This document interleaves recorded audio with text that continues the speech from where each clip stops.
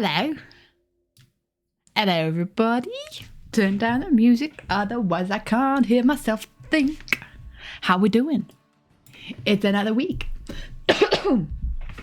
I've got a crumb stuck in my throat because I devoured some sandwiches before stream so that I wouldn't get hungry during stream. I have no snacks today, which is sad, but that is a choice that I have made apparently. Doing all right? Good to hear, Molly. I'm doing good too. I've been very busy and I've just had my family over for coffees and that was lovely. Always lovely to catch up with the family. Hello, Molly. Hello, Sam. Hiya, Floral Raphael. Hiya, Good Times with Quinn. Hello, everybody. Also, that drawing guy resubbed for 31 months. That's so long. That's so long, my dude. I appreciate it. Thank you. I really need to change that text of we've got a new Void IB. I think we're getting to the point where we're no longer in the Void IB territory with some people. Hiya, Mango. Hello. I've been so busy this week. I've done so much. So many different things. I went skiing again, guys. It's been so long since I've been skiing. And I went to the mountains again. It was a very dreary day, but I had a fantastic time anyway because no one was on the pistes.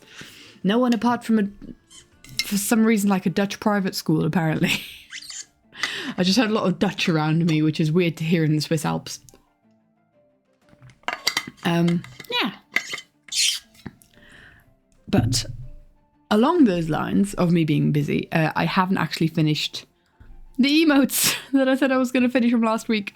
I have just realised, literally while opening Procreate again for the first time since last stream, because it's been one of them weeks, so I must apologise, everybody. This is the current state that we left the previous emote off it, and it is still the state of the current emote. And we finished this emote, but I haven't uploaded it. I'm a terrible streamer. I'm terrible. I'm doing not good. So I apologise, guys. I'll do my best to get to that in the coming week. But yeah. Busy times. I hope you guys are doing all good. How everybody is doing, I hope is a good thing. Words. I hope everybody's doing good. That's what we say. That's how we say it. We are going to today be working on doing a bit of a redesign, a bit of a character redesign, as we have done before. And I've just realised that I should probably, most likely, do a thing.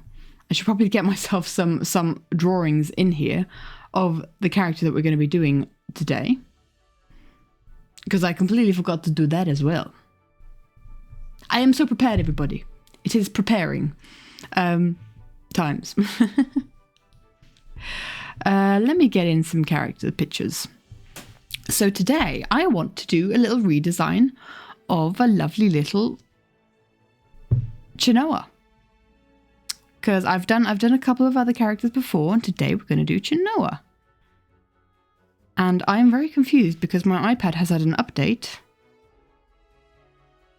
and I can't find my pictures. Where did the pictures go? I feel like technology is not my thing. Photos? Just go to the photos. Okay, that makes sense. So I'm going to insert a couple of pictures from Chenoa into the drawing, and then we can kind of like start talking about tech is so hard.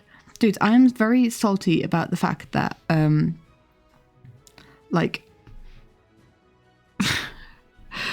feel like the newest Apple update, ranting coming, I feel like the newest Apple update has really ruined Apple products. It's made everything so slow. And it's seriously like I'm at the point where if it doesn't improve, I am going to not get an Apple phone for my next phone. It's so bad. It's like the visuals look weird. I'm not a fan of the visuals. I didn't want to update, but my iPad just like plugged in one night and decided it was going to update. So yeah. I'm so salty for that exact reason. It looks so bad. It's so laggy, and it has questionable security settings, which I have tried my best to like deactivate the ones that I don't want. But there's a lot of it. I am looking for a very specific drawing of Chenoa, and I can't find it. There it is. There we go. Okay. Should keep trying to make you upload too. Looked up how to turn it off. That would be nice. Every year, because it's too much storage. It takes up so much of your storage as well, but like, it's let me. This is part of like what I'm talking about. You can kind of like downsize apps now into like little windows, which confuses the heck out of me. Like I can move this around, and that's it's so weird. I hate it, and it's got like these little things here, as if we were on a Mac. Hi, Mira. I'm on a rant on how bad the new Apple update is.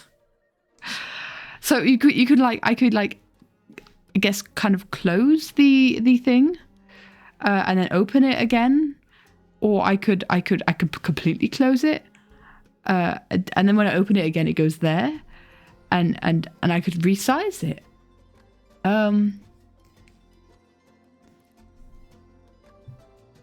Apple stuff alone, 16 gigabyte. I'm salty. I'm salty, and not to get all conspiracy theory, but like you have to finish your homework. I won't be long. This is the final point to the rant. I don't want to get all conspiracy theory, but like it inserted some privacy settings that are incredibly questionable morally. That are just by default switched on. So I definitely implore people to look at like some privacy settings with the new update. Look at like some YouTube videos on how to switch them off, because it's scary with how much they have just decided they're tracking you now. Anyway, let us get to the proper stuff. Oh my gosh, my Procreate now looks different. Is this from me resizing the app? My Procreate looks different and it freaks me out. Maybe it was like that before. Maybe I'm just freaking out for no, it's definitely better now. Okay.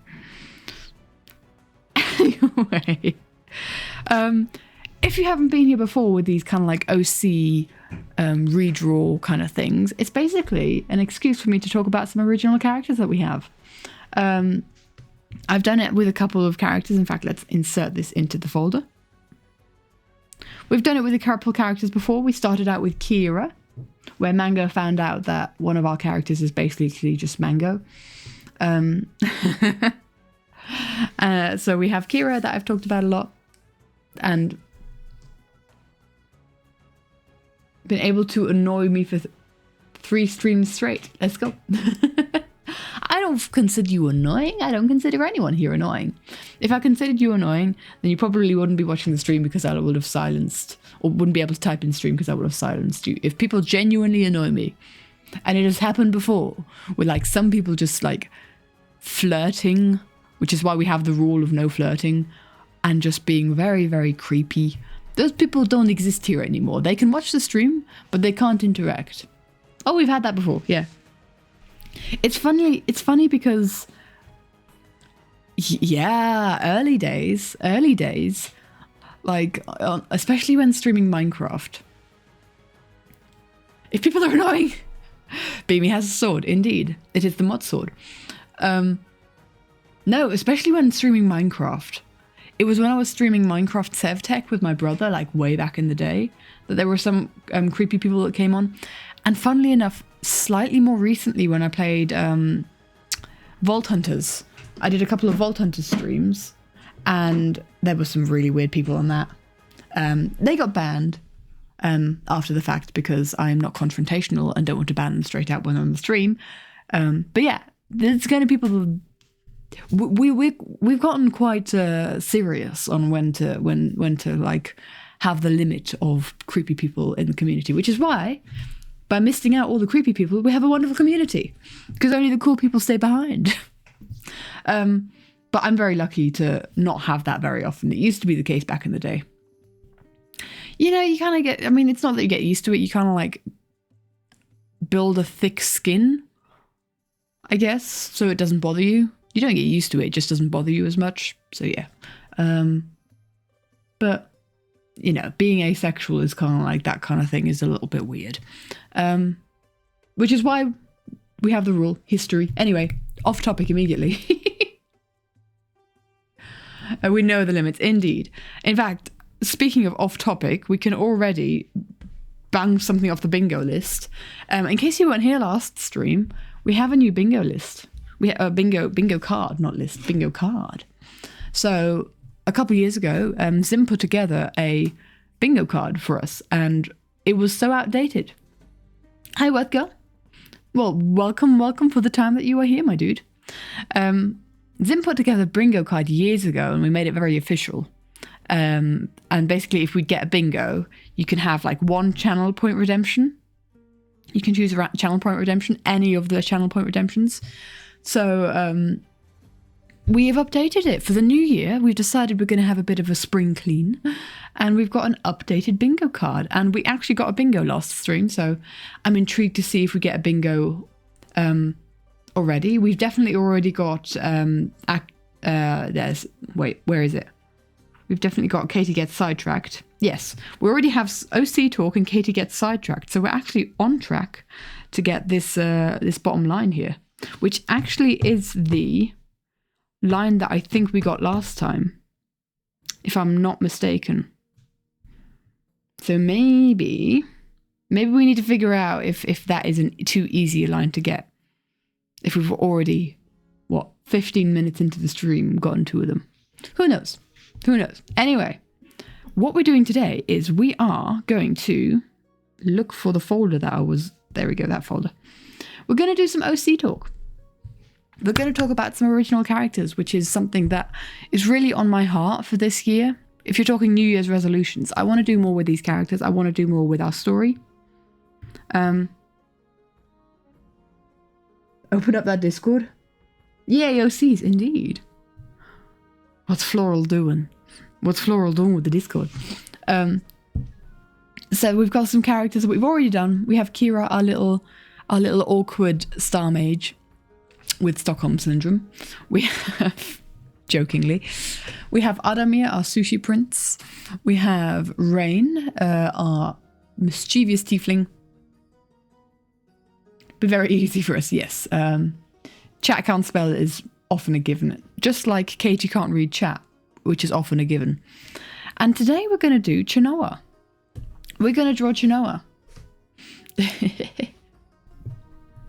Mira be carrying the chat.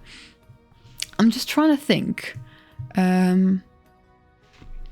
Is there any drawings that I want to include on this page? Because what I've done so far in these redraws is we obviously have a good chance to talk about the character, what they're like, who they are. And I just want to see if there's any like old art that I want to show you guys. Procreate Archive. OC Designs, which is an empty folder. Wow. There is a Chenoa card. We have a character sheet, which... Oh, that'll work. We can do... if we have a character sheet for Chenoa. Here.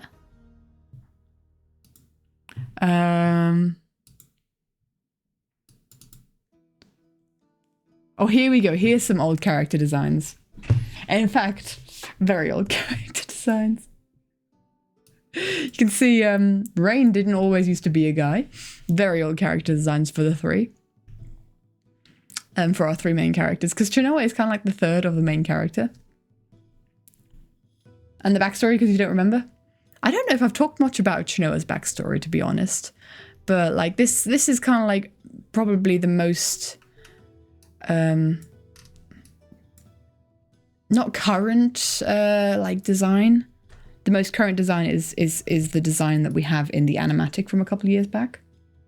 How old are we talking about? Old designs. These are from 2020. This is designs that I did back in 2020, I think. Oh no, 2021. I think. It's actually in the name. Chenoa character sheet. No, wait. It's in the name of the folder. So the previous image I show you guys, that is 2020 character designs. And 2021 character designs is what you see there. Is what you see red. No, not there. There. This is 2021. I'm trying to see if I can find our very first drawing of Chenoa, or one of the first that we have. Let's see, finished artworks, maybe it's something in there. Oh, this is a drawing from the very first time this is the very first drawing I ever tried on my iPad. This is the very first drawing I ever tried on my iPad from December 2019. The very first drawing I ever did on Procreate is these three faces. You think 2020 is old? These characters from like 2018. These characters existed back then. These are old characters. That's a spoiler image I can't show you guys. Chenoa. I think...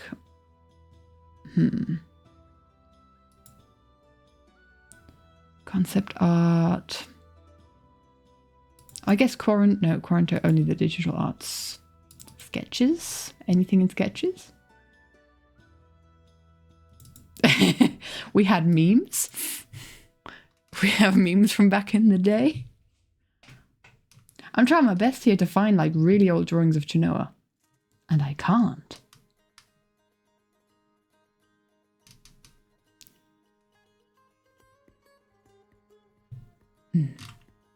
Nope. Don't know. Boop. Like Ariel.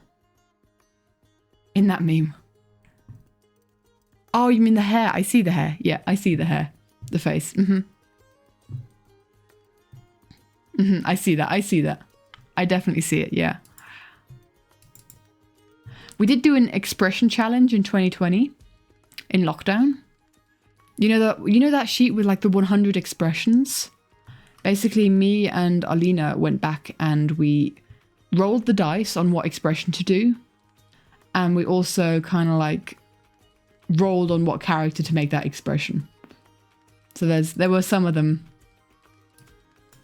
that that were very fun to do with certain characters that were like, this character would never make that expression.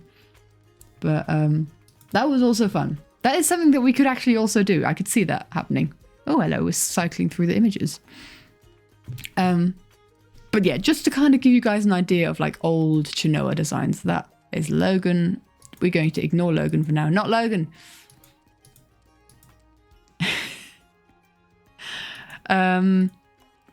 We could totally do this kind of like expression thing. Expression challenge with the characters. That would be very fun. Anyway, back to drawing. This is kind of like the most recent kind of like character design of Chenoa.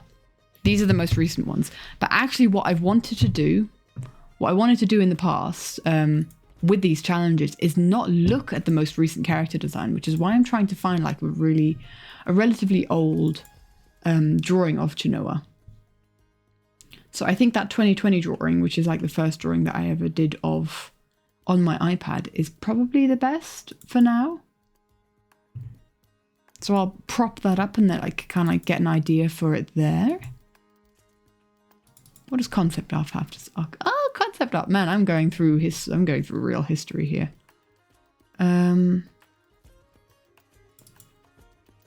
Yeah, I think the finished artwork, that was the place to be. I'm trying my best to see. Maybe OC designs of 2020 would also be helpful. Oh man, looking back. Some of these OC designs are like designs where they have to be in like underwear because we drew characters on top of them. I don't know if it's Twitch safe to show these. She's super pretty. I agree. I love her so much. I love Chenoa so much. So maybe that's... different hairstyles. Okay. I think that's the oldest I'm going to get is that drawing I showed you guys, which was the first drawing I ever did. Not on my iPad. Just came back to the word underwear. Yeah.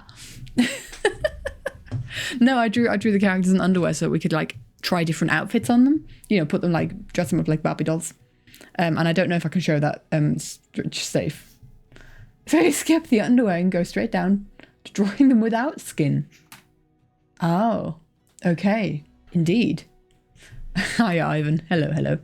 So this is, so basically while I'm drawing, I am going to have this image in front of me. So just as a reference. Oh, you guys are in the way. Guys, get out of the way. You guys, I can't see Chenoa. There she is. We can't see all of her. We can see part of her. So this is Chenoa of like a long time ago design. And we have Rain, who looks very different nowadays. And we have Kira, who looks pretty different as well. Just as like a reference, this is what Rain looks nowadays. Very different.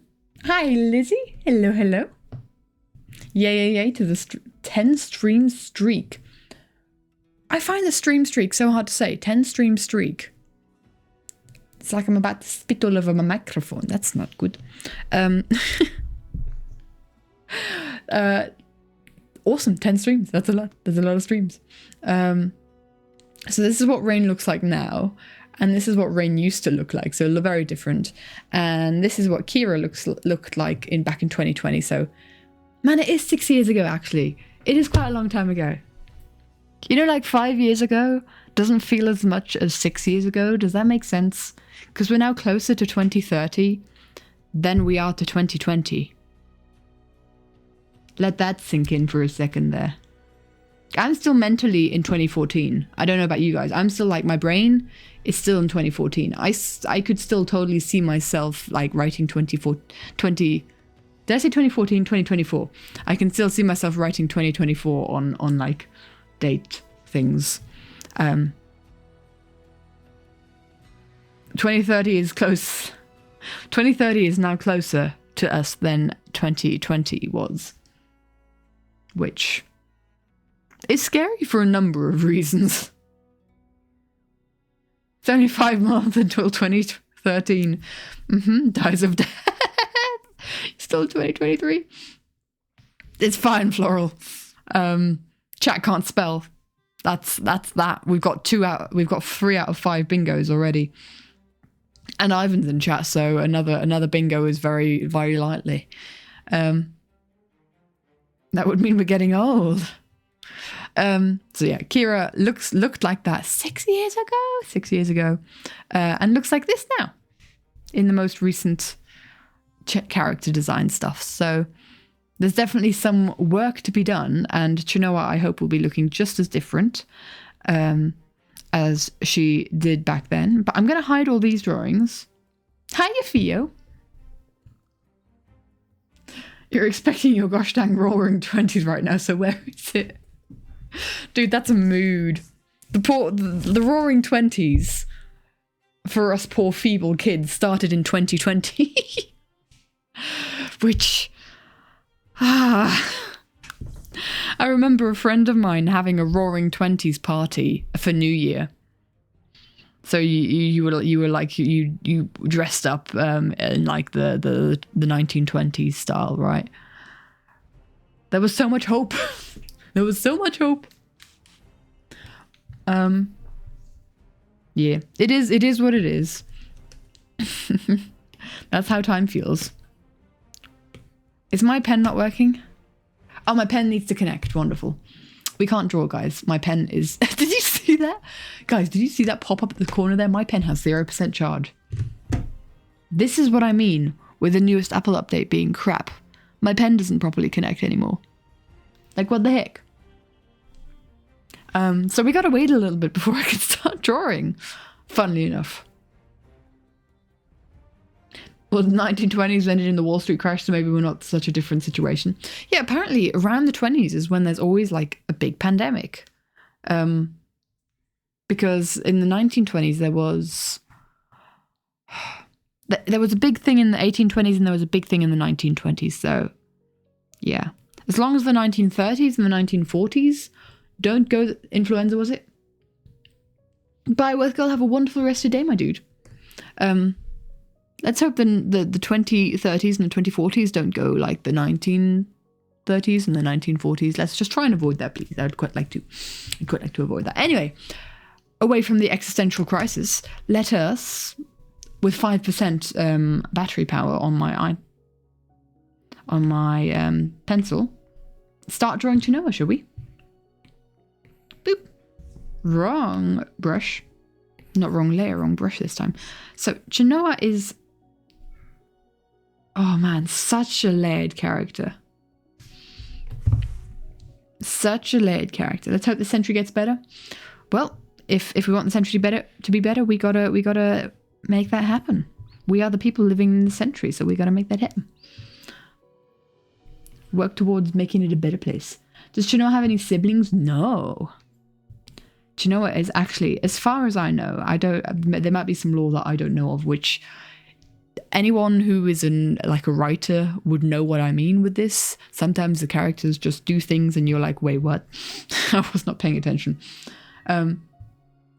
You personally lead the conflicts of the 2030s and 40s despite me. No. Cereal mascots versus the world. Okay, enjoy. But Tony the Tiger is such a good guy. Chenoa, as far as I know, doesn't have siblings, and as far as Chenoa knows, doesn't have siblings. But the thing is with harpy culture is that like the entire colony kind of raises their young. So she, in case you couldn't tell, is a birb woman. Has wings. There we go. That's probably a good way to show it. Chenoa has wings, and Chenoa has no arms. So she has to be very nimble with her tootsies. But she's a harpy, grew up in a harpy colony. And I just, not to toot my own horn or anything, but I love what we've kind of like thought of when it comes to like the harpy colony kind of culture and how things work. So I'm thinking face shape wise, Chenoa should have a really long face, but like a sharp face. Harpy, indeed. Harpy hair, where have you buried all your children? Tell me so I say. God, that song. That is also a song that could totally be an animatic. Do do do do do do do do do do do. Tell me so I say. So long pointy face. High cheekbones. No, low cheekbones. Low cheekbones. Unprovoked singing. Oh, dang it. Dang it. We've got people very conscious of the bingo card nowadays. Hi, Lady K. Hello, hello. You are here. You are here. So I know, back from memory, Chenoa has very low cheekbones compared to others. But I also want to keep her face shape distinct from Adamir's because Adamir also has a long face. Does he have low cheekbones? Did I draw him with low cheekbones here? Mid cheekbones. Oh, I feel so bad. I feel so bad for saying Adamir has mid cheekbones. You know what I'm trying to talk about. You summon Sam for a chug. Taking this very serious. Ooh, how goes the redesign? We've only just started, my dude. My poor Apple Pencil is at 5% charge, so we might have to take breaks here and there.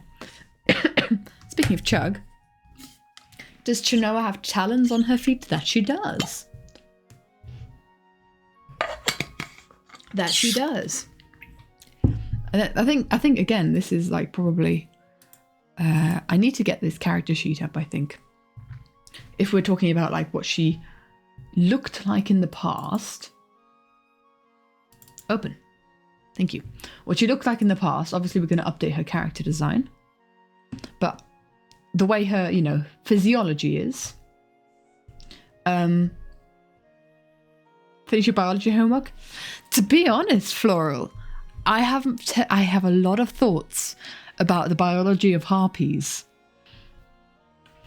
If you would have 5 minutes for our Lord and Savior. No, if you have 5 minutes in your time, I have many thoughts about Harpy because like she is tall. Harpies, you see this height? You see her height? 2 meters. 2 meters. Harpies are tall, big beings. And 2 meters for people in America. It's about the height of a door frame, of a normal door frame. To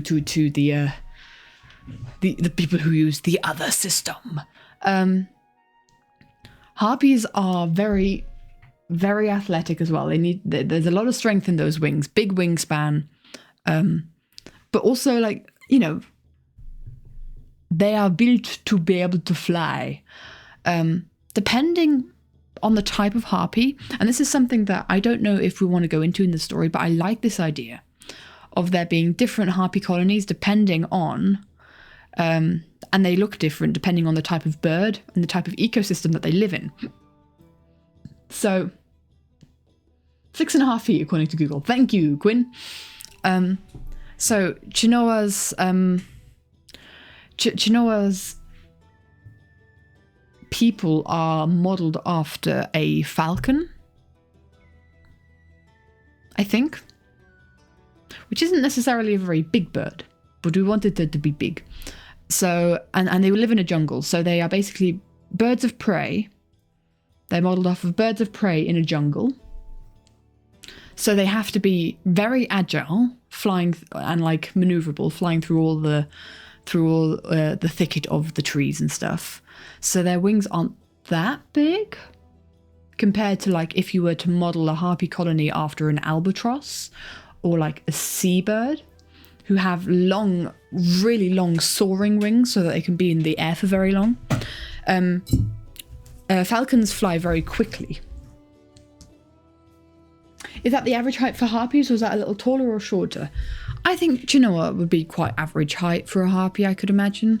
Again, this is like me interpreting things. We haven't had this conversation, so that might change. That could beg to differ. She might be very short. I don't know.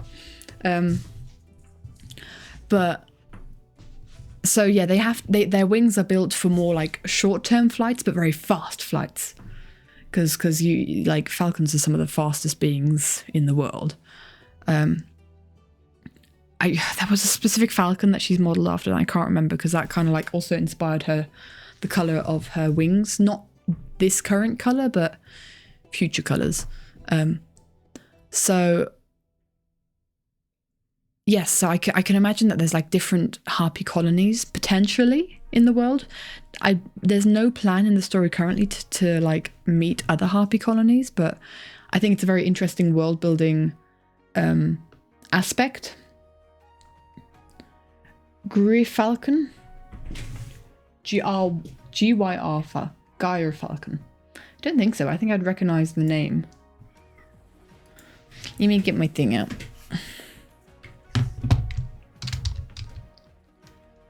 Where am I texting? Hello? It's not texting where I think it is. Am I? Okay. Oh yeah, I guess it kind of probably does.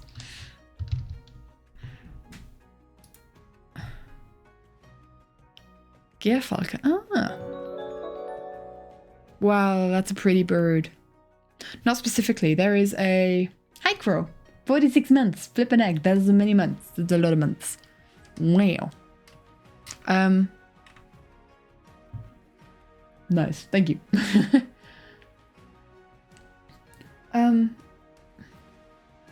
Different harpy designs has wings on its back or even arms, hands as wings. So harpies just have wings. No arms, just wings. That is a harpy thing. And that's what I find that kind of like really an interesting and like difficult way to kind of handle her as a character. It's a challenge because you can't be like, yes, she picked up this. It's like, or she just walked over. She wobbles. If you're writing her, she wobbles. She doesn't walk. She kind of like a penguin, because it's kind of hard to walk around long distances on her claws, right? because they fly everywhere. They have to be very agile, they're not built for long distant walking. They're built for very fast and agile flying. But for instance, if we're talking about different types of harpies and different types of colonies, you could imagine so they live in the jungle, right? Her colony's from the jungle. If you think of a colony on like an ocean cliff, right? The cliff face of an ocean where you'd have maybe puffins or seagulls, other kind of seafaring birds. Okay, puffins is a bad example, but you could have like harpies that are kind of relatively short in stature, but really long and streamlined wings, right? So like incredibly long. And you could have maybe harpies that would live by a lake, and they have waterproof feathers, and harpies have the diet of a regular bird or something different. So they kind of eat what humans eat, you know. At least Chenoa's colony, they can eat everything really, harpies, but their diet depends on where their colony is situated. So think like the seagull harpies, they would have primarily fish diet, but just like, you know, an Inuit society would as well, you know. Macaw harpy wings, but it's on the back. But that is 2020 art. Yay, more 2020 art. Or at least this was 2021, I guess. So yeah, with the question of like whether she's average height, I think it depends on the colony.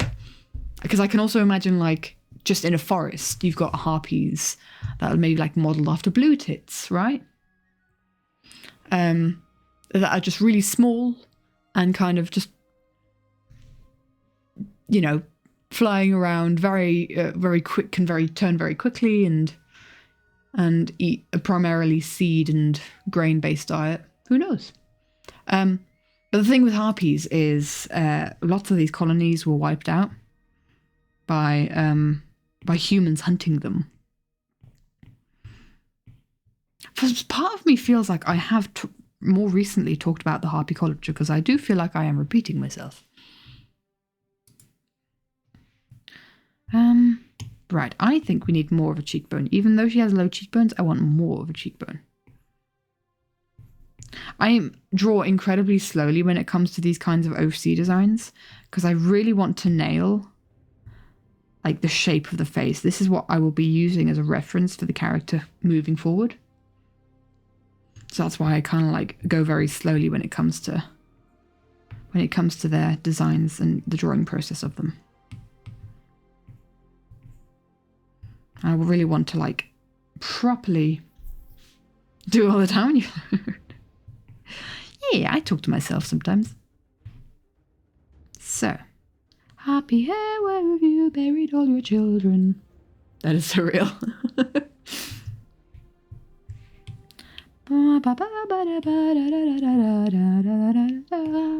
Right.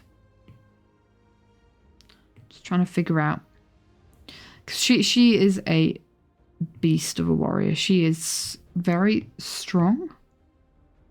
So I kind of like, she's really elegant. So I kind of want to keep that elegance that she has like in flight and as a person. Unless she's put into situations where harpies just would not be elegant, like having to sit in a normal chair or you know, walk distances. If she's in her element, then she's elegant. But yeah, she's got a real aura about her of like power. I don't want to say power, strength. Because she was kind of like raised like that, because Chenoa is the daughter of one of the head harpies of her colony. So her mother is like one of the best warriors, who also becomes like part of the council, which is the leaders. She's friends with the other OCs. Yeah, she's friends with everybody. I think it's safe to say everybody is friends with everybody, to some like degree, you know? there's some people that don't know each other as well through most of the story. Like, I can say safely that Chenoa and Adamir don't really know each other very well for a lot of the story. Because they don't really have like a storyline together where it's just the two of them. But I have moved her cheekbones really high up, for goodness sake.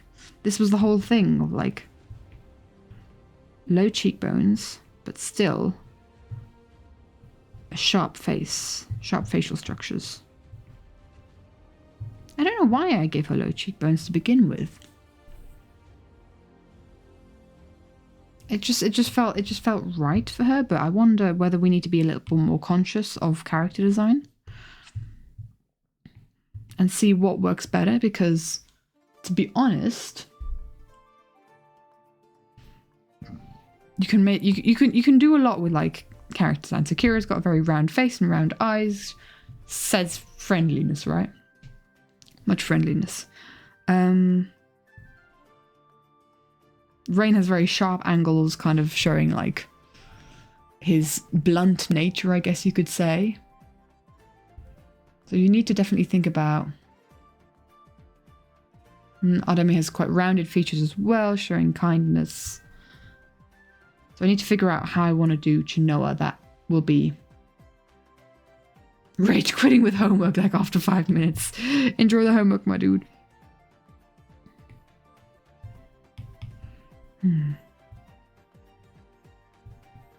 I have debated taking an ornithology class, which is the study of birds, just so that I can understand like Chenoa a bit better. Because actually I did that with Adamir.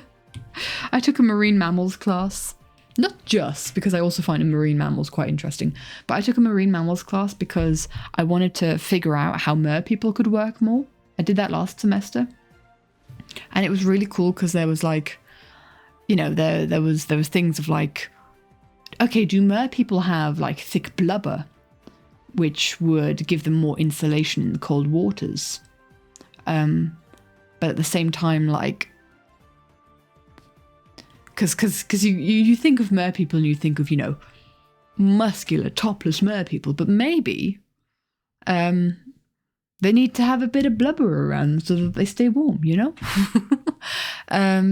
Either that or they'd have to be like cold-blooded and attune themselves to the ocean around them, or just kind of like have that kind of or have fur is another way to keep them warm. So I'm kind of like, I'm at this impasse right now. Is three options. Do I make Adamir cold-blooded? Do we make Adamir and his people blubbery? Or do we make Adamir and his people have fur everywhere? I find it very interesting. A very interesting thing to think about. And also with how they kind of communicate. Do they communicate with like high-pitched whistles? Can they use echolocation? Because if they do, they'd need some sort of organ to record the echolocation. You know, like how dolphins have like this big bulge behind their well, I guess it's their head, but kind of where their nose meets their face, above their eyes, there's this kind of like bulbous circle, which is their melon. It's called the melon, and it picks up on like echolocation. That's their organ. So do I give Adamir a melon? These are things to quote out of context, but it's like, I'm being incredibly nerdy. I'm being incredibly nerdy about these mythical characters and how they might work in this world. And sometimes I talk about like kind of these kind of things with Simon and Alina. More so Simon more recently because we live together, but it's like sometimes she's like, there's magic in this world, okay? You can explain it away with magic. And I'm like, but science! But biology! It could also explain it. Fur could be interesting. It'd probably have to be a thin layer for mobility, but it would look neat. So I don't really want to kind of turn the characters into furries, I'm going to be honest. And they have more connection to dolphins, really, than they do seals, because seals are the one that have fur. I'm being incredibly nerdy and you're incredibly interested in it. Nice. No, it's just these thoughts that I've had, like also the thought that Chenoa probably weighs nothing apart from like having like really built out back muscles. She probably does not weigh a lot. Like she probably doesn't have very strong leg muscles apart from what you need to kind of like lift off. And a lot of people here are incredibly nerdy, myself included. Cool that we can find ourselves. But like her bones would weigh nothing, right? She'd have hollow bones, which also means, and this is a plot point, her bones break easily. So, you know. you know.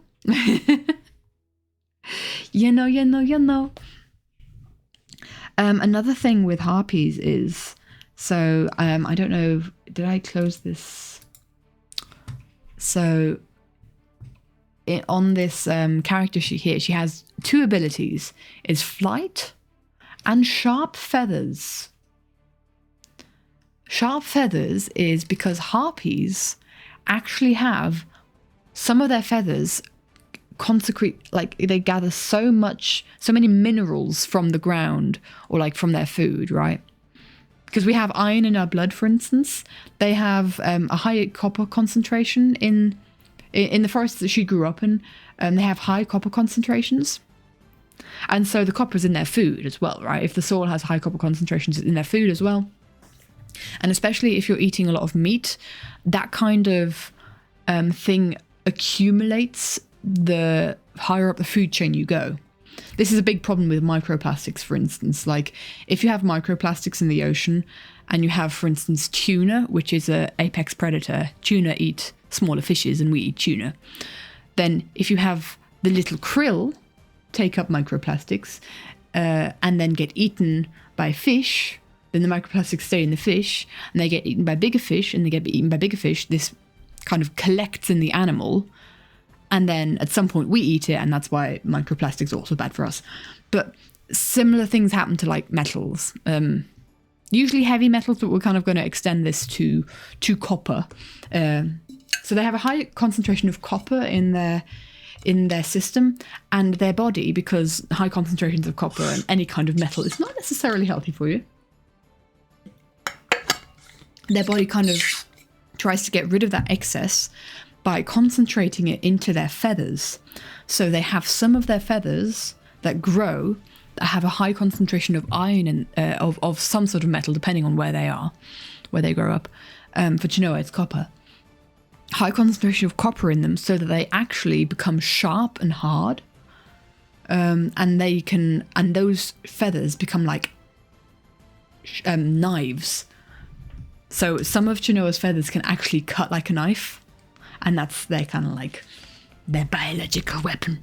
And they can also, if they're like really in a pinch, they can shoot out those feathers at people like throwing knives. So that's kind of like Chenoa's main weapon. That and her talons, obviously. So that's how our girl... Yes. Oh, not what you meant but fair enough, you're thinking more along the lines of seals. Didn't mean to imply furry. Not the microplastics for the copper feathers. Yeah, just the microplastics was kind of like an analogy. That kind of like a real world example. But yeah, that's kind of like, and depending on where, and like, it's interesting because at some point, obviously, Chenoa does no longer live in her colony because she has to like have connections to our other characters as well. So she's no longer in an environment with like a high copper concentration. So like the structure of her feathers also changes, and they turn silver instead of copper. So like the longer she's away from her colony and the more feathers she loses through like either battle or just general life, the less her feathers will be copper and the more they might be silver, because she's living in a new space.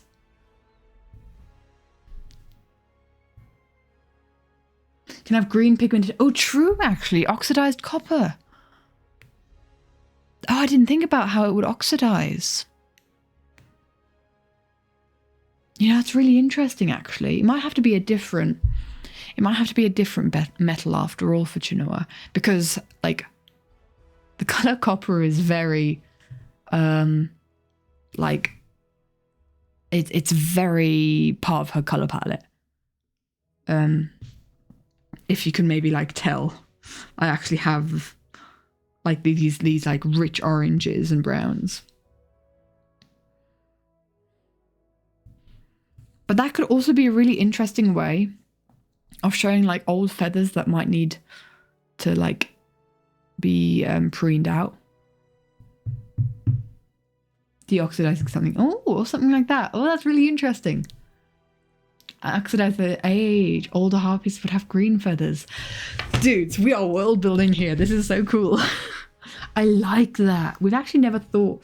We knew it was like a copper colored material, right? But I wouldn't deny actual copper deposits in feathers, including oxidation. It's pretty neat. Yeah. Because like if there's like high concentrations of some sort of toxin, because again, anything like too much of anything is bad. Usually, like if it's something that is frequent in your environment, evolutionarily, your body will have adapted to get rid of that. It's like anything, not to be weird about it, but anything that's like toxic to us that we take in, we usually pee out, or secrete, leave behind in the toilet, as you could say. So there is a way to like get rid of these materials if you've been around them a lot, and so that's why like turning them into like solid feathers kind of helps. But at the same time, this is like probably going to be like more of fantasy material in like the harpy feathers, because, and this kind of like goes along with the lines of why harpies were kind of hunted by humans. These feathers are incredibly lightweight, but also incredibly durable. So like Chenoa could hold off an arrow shot from a crossbow, or like a bolt shot from a crossbow, with incredible like power. She could like shield up her wings, and if she does it correctly, and it bounces off one of her metallic feathers, it acts as a shield. And these feathers are incredibly lightweight, because obviously they still need to be able to fly with these feathers. And that's why it was kind of like sought after as like a trophy by humans. Because if you have enough feathers to make a set of armor out of the feathers, then you are considered like an incredible warrior, because harpies themselves are incredible warriors. To be able to slay a harpy is a great like deed, a great like something that shows that you're very good at combat, right? So what Chenoa also has, I actually want to try with like a new type of nose here, because I think I kind of want her to have a bit of a hooked nose, because she's I've always drawn her with a very straight nose, but like I kind of like the idea of that, because oh gosh, Pinterest has shown me these fantastic portraits. I want to see if I can maybe find them. Really good portraits of these really beautiful women. Maybe I saved it into a board. Where's my original character board? Maybe in art. Art OC inspiration. Or in references. Whatever. Yeah. So bit of kind of like oh, hello, went up. So I think kind of like oh for goodness sake, Pinterest has been real annoying recently. Please. This lady to the left here. In the middle to the left.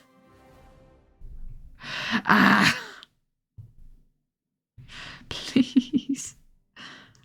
Oh, I I hate Pinterest so much. It's gotten so annoying. So I'm kind of like going to experiment with that kind of nose because I think it's really like, yeah. Was she close to any other harpies or is that spoilers? I'm depending on the timeline of the story, yes. She's close to other harpies. But there are reasons why in parts of the story she isn't close to some harpies. So I need to now figure out how to make a nose like this work nicely.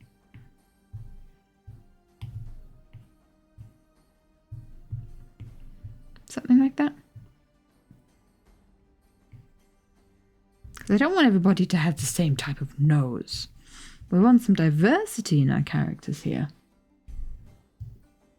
You're debating giving harpies beaks instead of human mouths. Don't know how well that would work.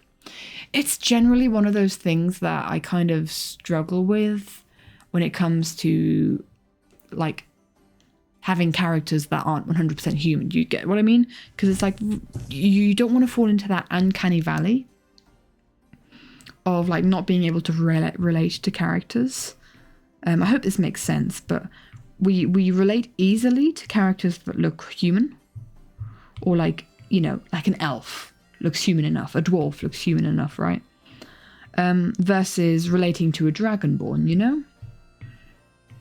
It's just because, like, you know, that thing looks like me, so I can relate to it a bit more. It's just kind of like that human instinct, right? Not to be judgmental of that thing, of how that works, but things that look more like us, we can kind of relate to more easily. And so I kind of want to, I'm kind of towing the line of having that kind of balance between, yes, these are mythical beings, they aren't human. So how do we design them to be distinct versus just putting pointy ears on a human character and being like, that is a new species, that is Vulcan, that is you know, an elf. Not to judge people that do that or like mythologies that do that. That's also no judgment here. Really trying to figure out how this nose works. This nose confuses me. Because I've only ever done noses like this. That kind of go out, but this is noses that go in. But we're expanding our art stuff. We more or less replace the nose mouth area also don't want to just be anthropoids, you know?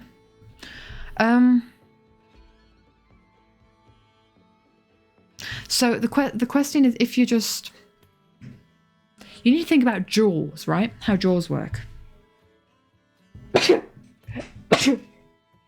Pardon me. So I'm going to draw a profile face here, right?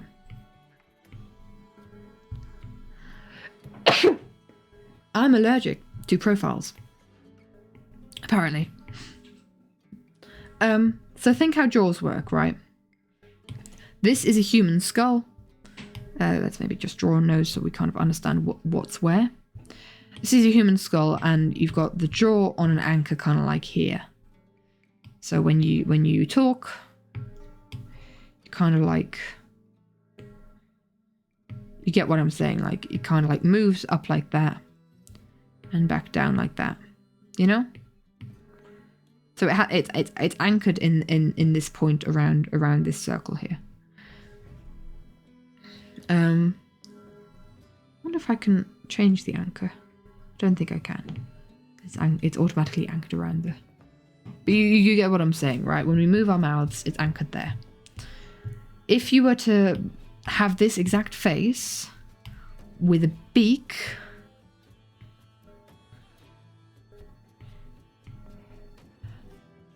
you're kind of like thinking to replace like the beak with the nose and the lips, but this beak still has to kind of like go up and down. But like, does, because I'm trying to kind of like explain like this. Like this would be the beak of a bird, right? And the jaw is like the beak, right? Because the beak is the jaw and everything else. Yeah. And we have the eye here. This is the eye here. But if you have the jaw and the beak, that kind of makes both. So if you, it doesn't really necessarily work like that, if you get what I mean. You kind of like got two jaws going on. What you can do along that line then is you could have like a kind of human face, but then have the beak kind of go over the whole face.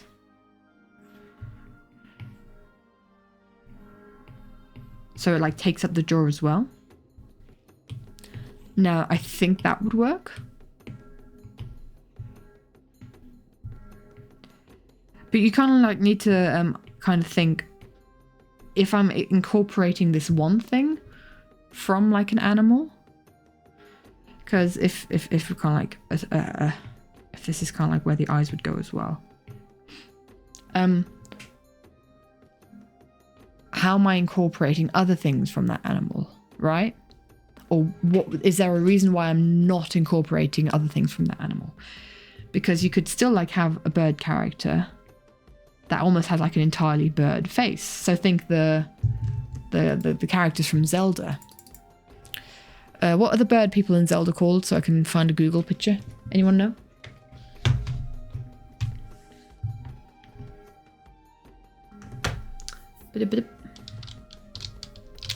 What are they called?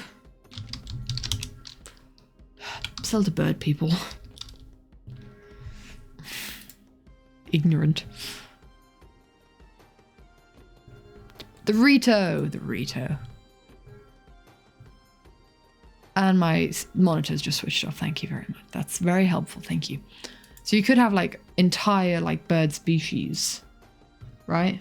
So that they're really just kind of like birds with like human-esque limbs. You could go that far.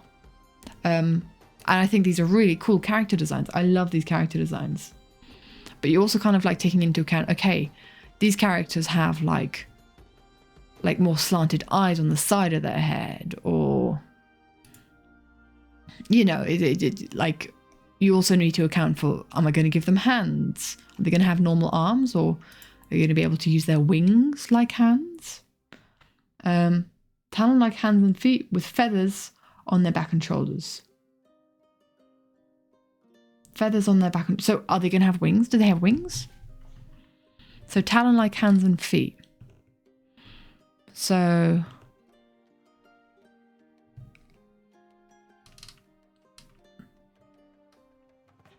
I'm just trying to think if I know of like an example.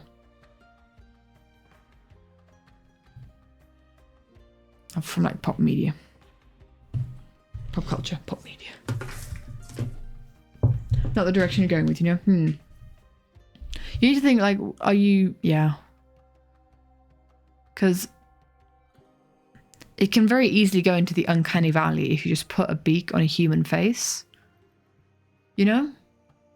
They have wings on their backs. Okay, that makes sense. Like... You just need to be careful that it doesn't look like a human wearing a bird mask. So if I were to go, if this is like the most, like, what you're thinking your characters most look like, and then we can maybe have like feather hair kind of going out, like feather ears. I don't know. It kind of you got to be careful not to go into like the uncanny valley. Because I think we can very easily like accept that the Rito are people because they look like birds with human proportions. And like characters like Chenoa have very human faces, but wings instead of arms. So it's like it's very easy for us to kind of suspend our disbelief and put ourselves in there.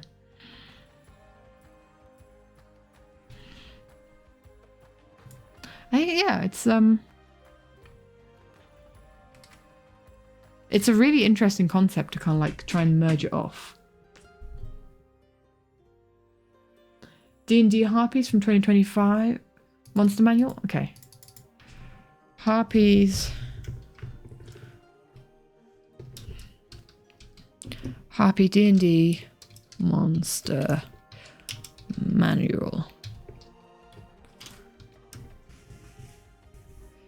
Ba-da-dum-dum.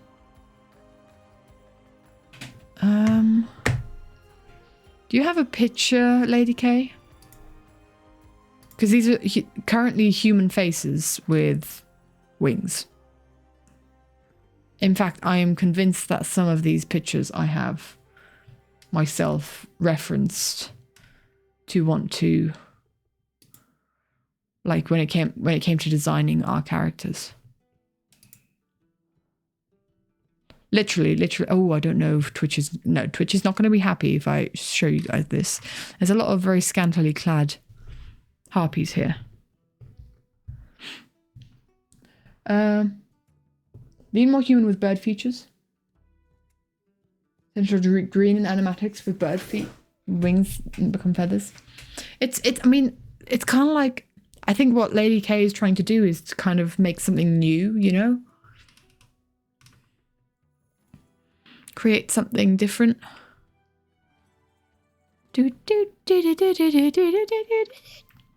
Yeah. Why are all these harpies naked? Hello? What I see so far is just just winged women. If you can find it, then let me know that you post it on Discord. Greek mythology, that's why.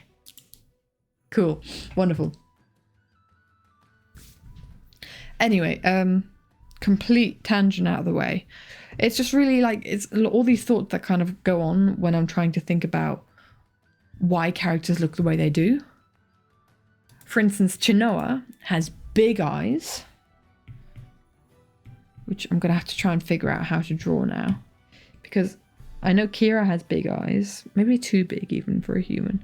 But like these are kind of like normal sized eyes that Adamir and Rain kind of here have. But Chenoa, I think, has to have like big eyes. Because she needs to be able to see very far. Birds of prey have big eyes compared to like the size of their skull. Think owls. Pardon me, think owls. Owls have huge eyes. Bum bum ba-dum ba-dum. Trying to figure out like the expression I want to. I've been trying to get these expressions like decidedly neutral. Which bird of prey is this? Owl? No. She's like her people are based off of a falcon that I've forgotten the name of. In fact, I do potentially have that falcon on Pinterest, since we did just open Pinterest. I do potentially have thoughts. So references. Let's see. There's a lot of bird wing references here, which I really like.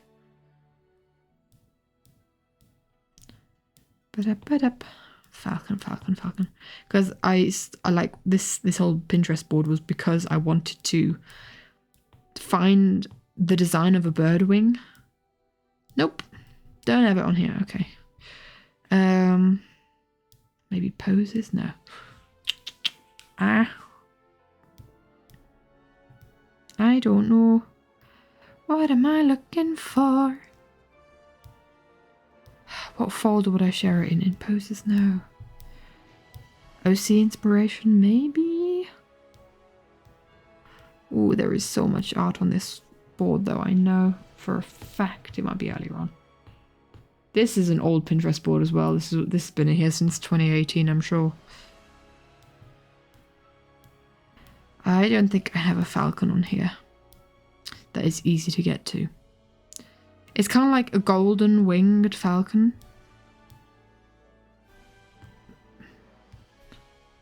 With kind of like speckled speckle on the inside. Basically it's a... No, I don't even have a wing reference for her. Dang it. Golden eagle. No, I don't think it's a golden eagle. I think it's a falcon of some kind. But I can Google golden eagle just to make sure. Ah! Almost threw over my microphone, my water bottle there.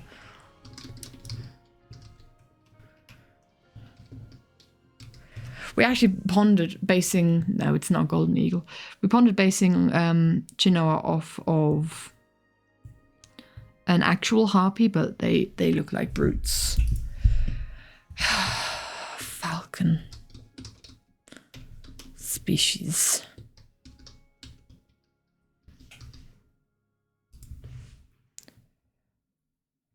Let's see this.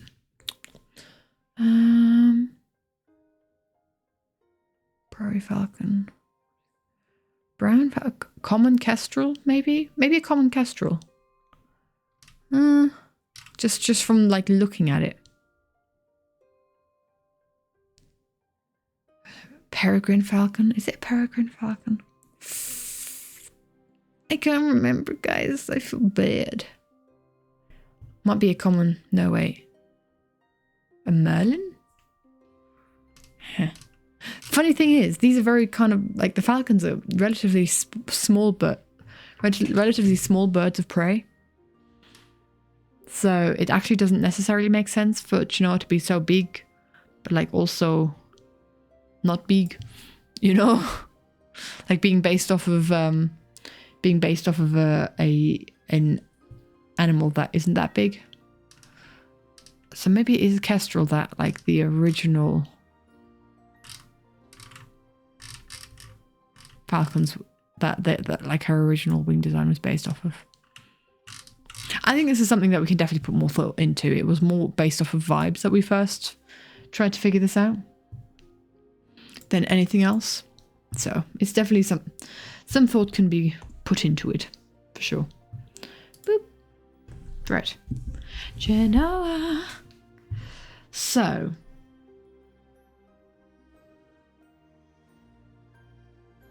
I'm just trying to think what shape do I want her eyes to be?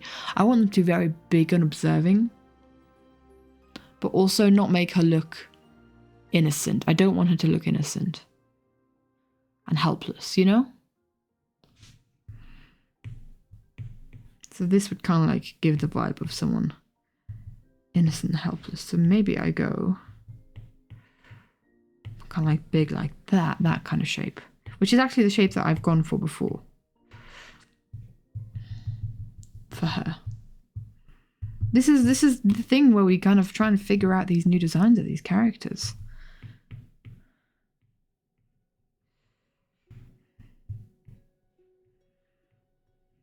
Because she is a character of looks like she could kill you, can actually kill you.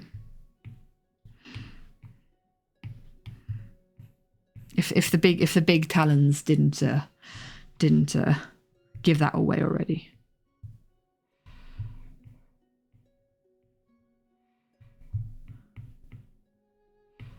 But I still want her to look pretty because she is a queen. If there's like one character that I would consider like a queen, she is very much queen material. Holds herself to a great standard. And I also see her as being a good leader. Again, not something that we've necessarily discussed as a group, but that's kind of like the vibe that I get off of her. There's always a caveat to all of these streams, by the way, of me talking about these characters, is this is kind of like my impressions of her and like the stories about like the harpy culture that I tell are kind of like what I remember is like the latest that we talk about. But things can change. People, like, I could have maybe misinterpreted some things. You know, it's all subject to change and subject to interpretation. Don't take everything that I say as gospel, okay? TLDR. But like, it also kind of like helps me think more about these characters and try and understand them more if I, you know, talk about them for a couple hours.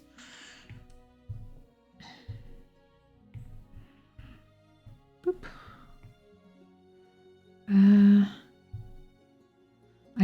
I like this eye shape. Her eyebrow shape in this drawing that I'm referencing is just so nondescript.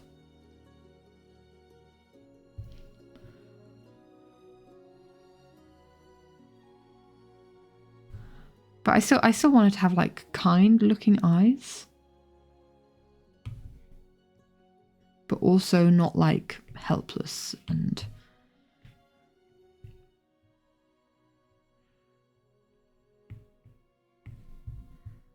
very vigilant eyes, very big and watching you. Boop.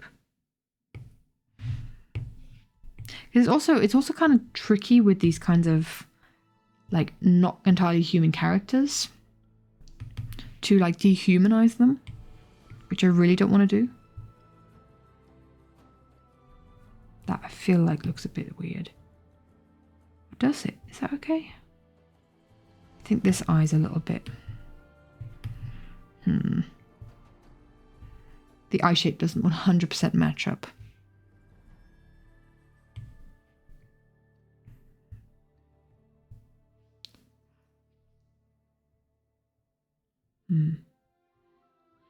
But yeah, there's a lot of thoughts that go into the harpies. And we've also recently had semi-recently had a talk about how they came to be. And I think it's a little bit spoilery for me to say. So I'm kind of going to try and refrain from that. But let's say that they were kind of like gifted wings. Like they come from someone who used to be human. And this is like legend. Did this happen? Did this not happen? Who knows? Someone who used to be human, but because they showed strength and kindness, was gifted wings. And that's how the harpies were born, you know? But that's legend. Who knows if it was true or not? That is completely up to interpretation. All the characters that are part of the legend, they existed and they exist. Return for your year-long quest to grind for your ukulele interlude. We try. The ukulele interlude takes a long time. Needs to be worth it. Yeah. So that's kind of like also a side of, you know, Robin Hood probably existed, but did he do all the things that he did? Who knows?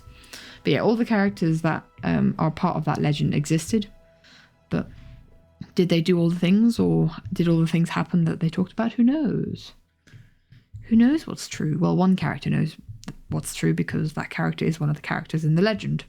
But you know. Let's see. How do we want to do her hair?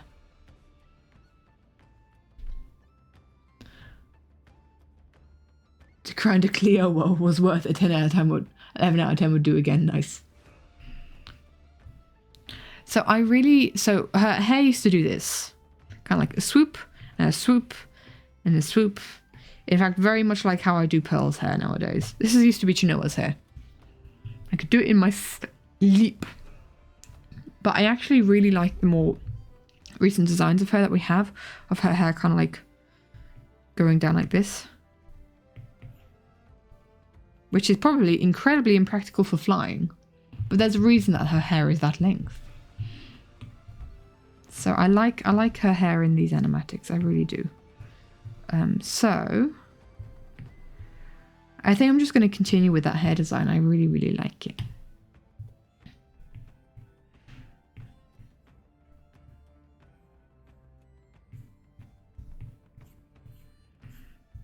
We can have one going over the eye. Why not?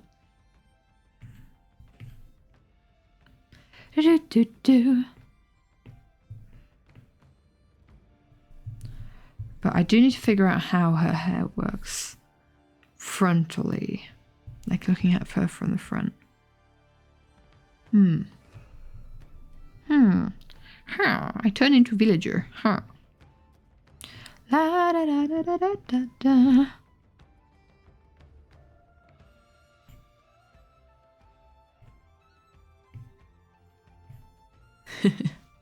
The fact that this would not be like the right way to have.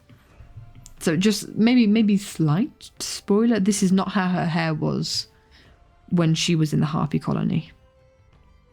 This would be such like, this hair would I can assume be frowned upon, just like knowing what I know about the harpy colony, this kind of hairstyle, because it's so impractical to...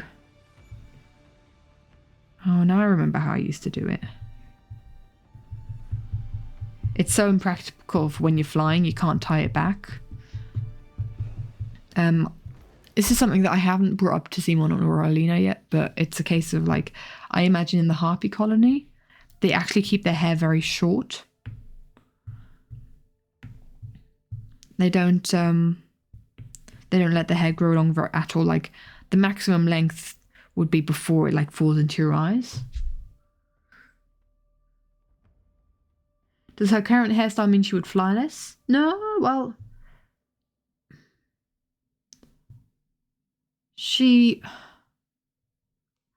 I don't necessarily know if she it's not that she has to fly less. There are certain reasons why she would fly less, as the story kind of like picks up. But there's other reasons as well why her hair is that current style and that current length. I'm trying so hard to beat around the bush. Basically, I asked Simon before the stream of like, what can I mention? Great, now you're plotting theories. I basically asked Simon before the stream, like, what can I mention? What am I allowed to mention?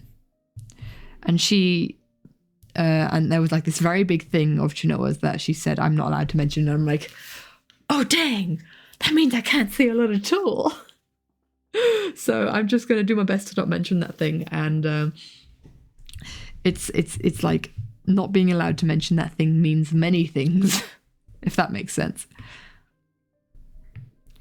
So I'm trying to figure out how I want to do her hair. I don't quite know. Because I like the idea of it being very straight. Like very silky, very straight. But like, I don't like the hair shape that she had. What's her favorite color? Ooh, I think she is legally obliged to say like golden, like the sun. But I don't know if that is necessarily the case. I've never thought about what her favorite color could be. How am I like failing at doing this hair? What is it with the vibe wise that this is not lining up with?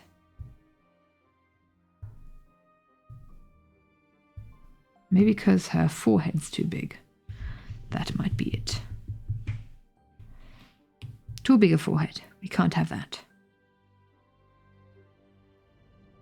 Boop. Just a couple pixels up. Gender swap pesky bird green. What, is Chenoa gender swap? No, Chenoa is nothing like green. The character that would be most like green in our story is Rain.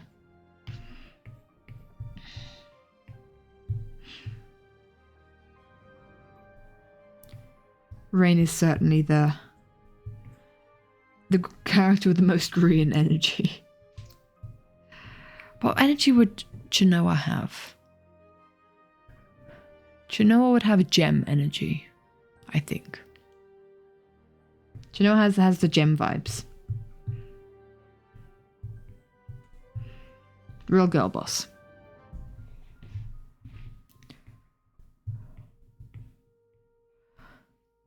And girl has...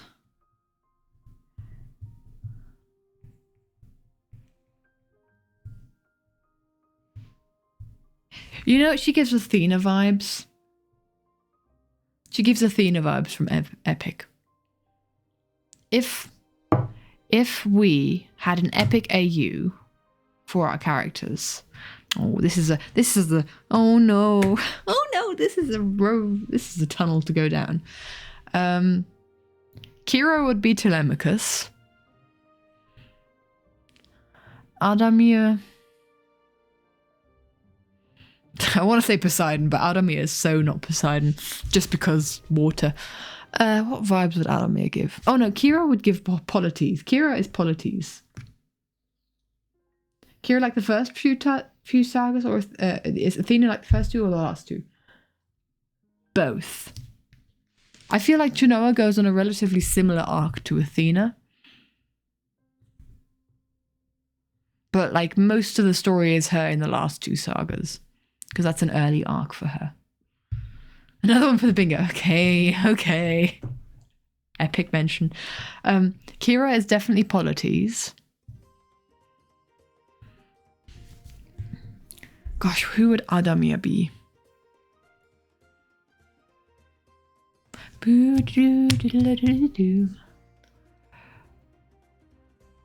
Adamir. I don't know. There's not really anyone who has Adamir vibes.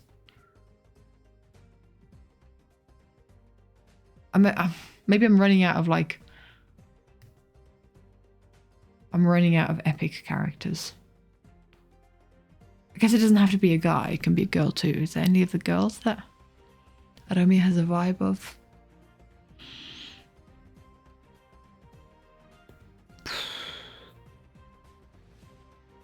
I don't know. I'll have to get back to that. Rain has got Hermes vibes. Hermes vibes. Oh, Adamir has Aeolus. I see Adamir giving Aeolus vibes a little bit. Kind of like a mix between Aeolus and... I don't know. Yeah. Would anyone be Odie?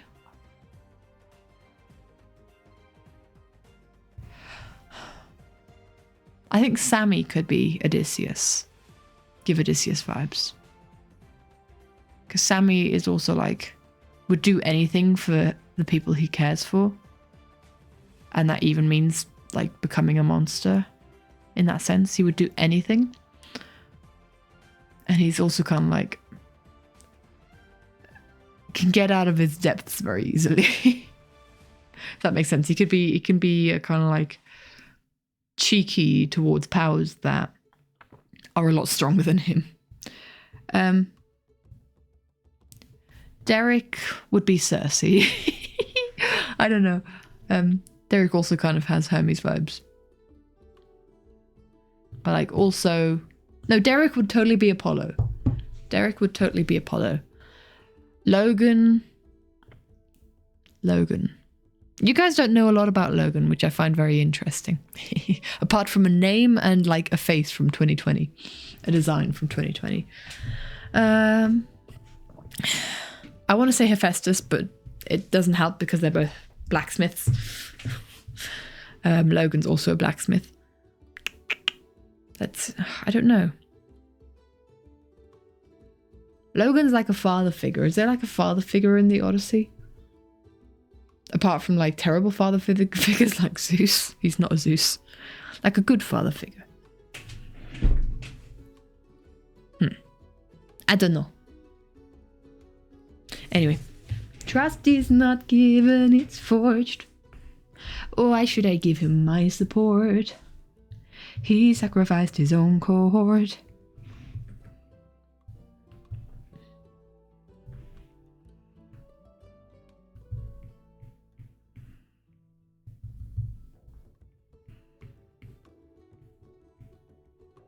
Just trying to think, where do I want her looking?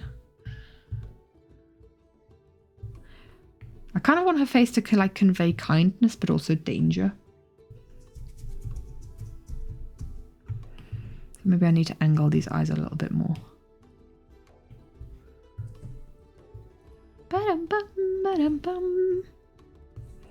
Mayhaps. It's so interesting how with just shape language you can kind of like convey what people are like the personality of a character.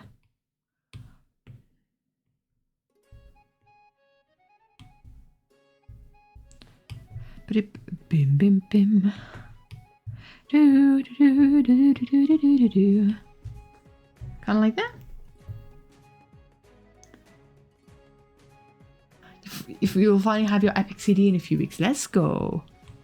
Apparently you get stickers with that, and a friend of mine got the vinyls, and she has an extra sticker that she doesn't know what to do with, so she's going to give it to me, and I'm so happy I'm going to have an epic sticker.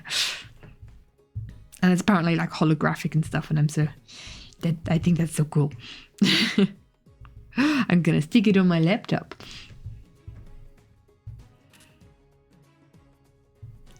Bum ba da da dum ba da da dum.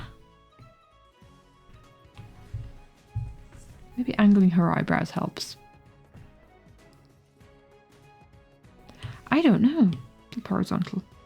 No, I don't like the shape of this eye. It looks weird.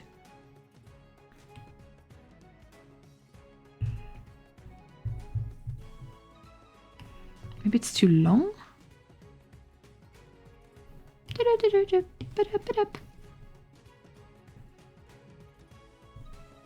Maybe it is too long. Hold up, let's put it more frontal facing.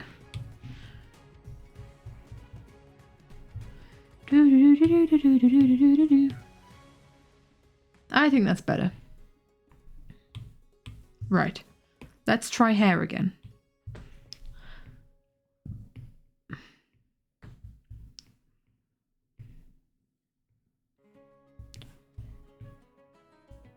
Maybe it needs to be like more. No, I don't think it needs to be more lifted. Hello, Henry. Hello, hello.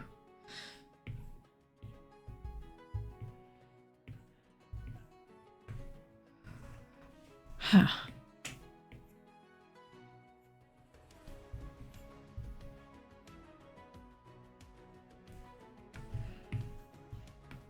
I'm just trying to think the shape that I want her hair to have. Like, I like the shape that it has here. So why can't I do that shape? It's because I'm going too far. I think because I'm going too far down, it needs to go out more. I think I figured it out. I figured it out. Ah, that makes sense. That makes a lot of sense. So, boop. That makes very much sense. Because like just a strand would be there and the rest is tucked behind her ears. This is another conversation we have to have. How do we design her ears? How do we draw Mrs. Birdwoman's ears? And this is something that I've been thinking about a lot recently. Because I'm not, hot take here, I'm not a massive fan of just plonking feathers onto characters' ears with wings. You know what it's time for? What's it time for? What's it time for? Bum ba da da bum. Ah! We got a ukulele interlude. Wow, why is that character so small? I feel like the character should be bigger. Mr. Alertbox, why so small? We got a ukulele interlude. Let's go. What time is it? Ukulele time. I know that. I've still got it on tongues and teeth.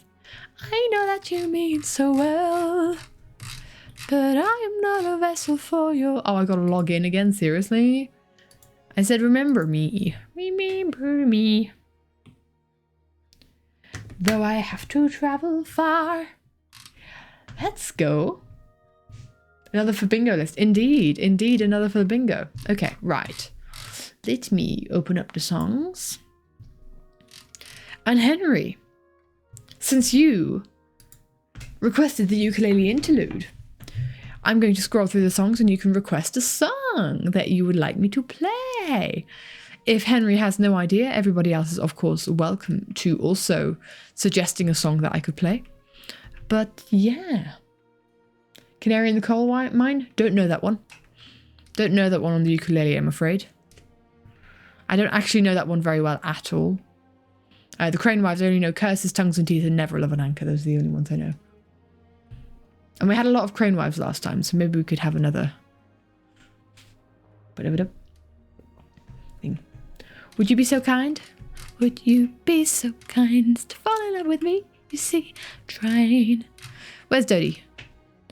I know you know that I like you, but that's not enough. If you would please fall in love, I think it's only fair. Gotta be some butterflies somewhere, wanna share. Everyone good with that?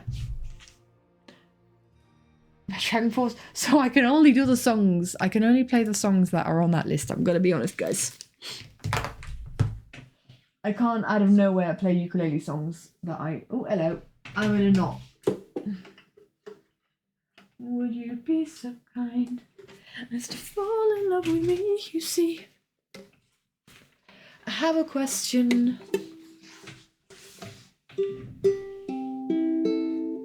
Yikes.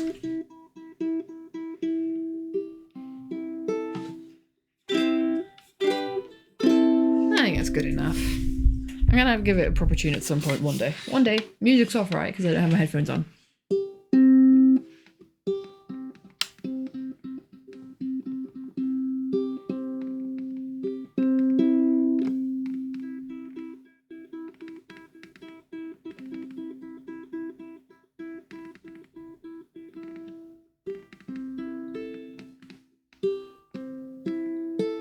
Ah, that's good enough to hear. I have a hydrate, so I shall hydrate before the song. That's a very good idea, Ivy. A good old hydrate before singing is always a fantastic idea. So, let me just remember how this goes, because I haven't listened to this song in a hot minute. What's the F there? What?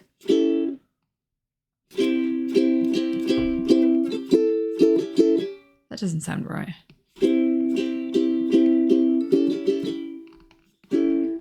Why does that... Because I'm left-handed. Because I was on the left-handed ukulele. That's why it sounded weird.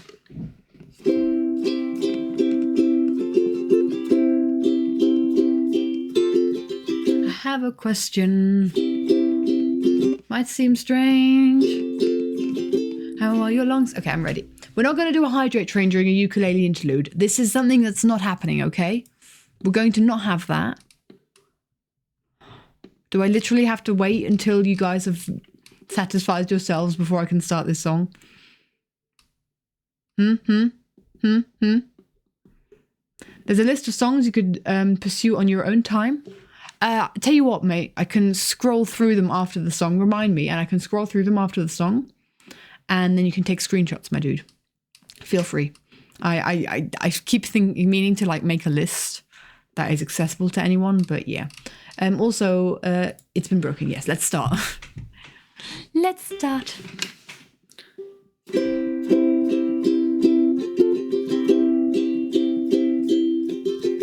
I have a question. It might seem strange. How are your lungs?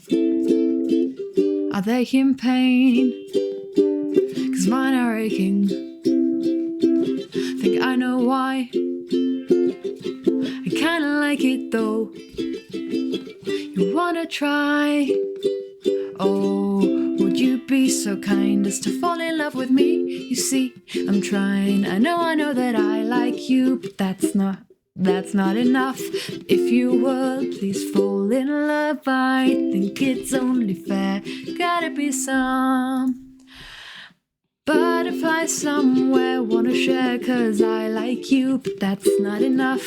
So if you will, please fall in love with me.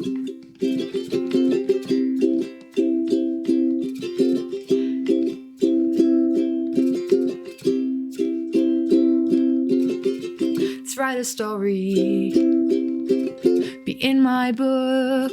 You gotta draw me on my page. Please take a look. Oh, where are your manners? You need some time. Let's swap chests today. Might help you decide. Would you be so kind to fall in love with me? You see, I'm trying. I know that I like you, but that's not enough. If you would please fall in love, I think it's only fair. Gotta be some butterfly somewhere. Wanna share 'cause I like you, that's not enough. If you will please fall in love with me.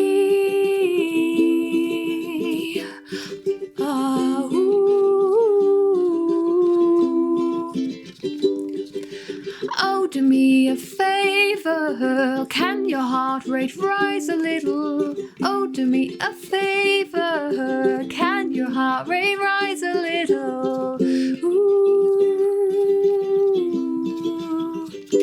Oh, would you be so kind as to fall in love with me? You see, I'm trying. I know that I like you, but that's not enough. If you will please fall in love, I think it's only fair. There's gotta be some butterfly somewhere. Wanna share 'cause I like you, that's not enough.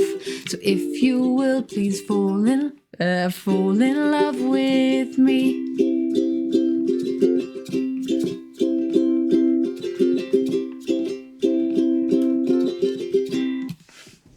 I like that song a lot. That's so fun to play as well. Oh, I think I could have done a better job of it. It's been so long since I played it. It's such a satisfying song to play, man. Oh, would you be so kind as to fall in love with me? You see, I'm trying. I know that I like you, but that's not enough. So if you will please fall in love, I think it's only fair. Gotta be some butterfly somewhere. Wanna share 'cause I like you, that's not enough. If you will please fall in love with me.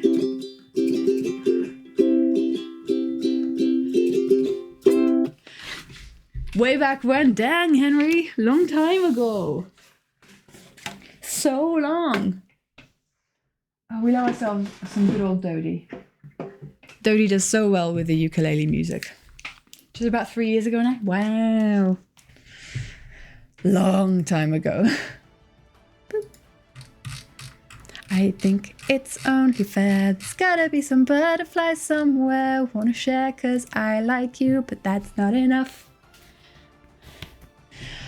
Okay, so to talk about, this is your chance to screenshot. So anyone who wants to like see the songs that I play, and this list is ever changing. Like I sometimes delete some out where I'm like, I don't fancy playing that anymore.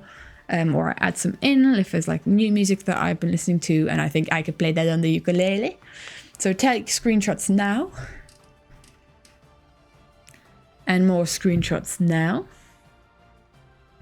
I will say like the epic songs, I'm still learning. I find them very difficult. So, yeah. But just make sure that you screenshot so that you have the list. And I keep meaning to. But the thing is like this list is ever like changing. So there's some songs that have not been played yet that I absolutely adore, but I think they're not very well-known songs. They're not very well-known songs that I really like a lot, and I really want to get the opportunity to play if people take it at some point.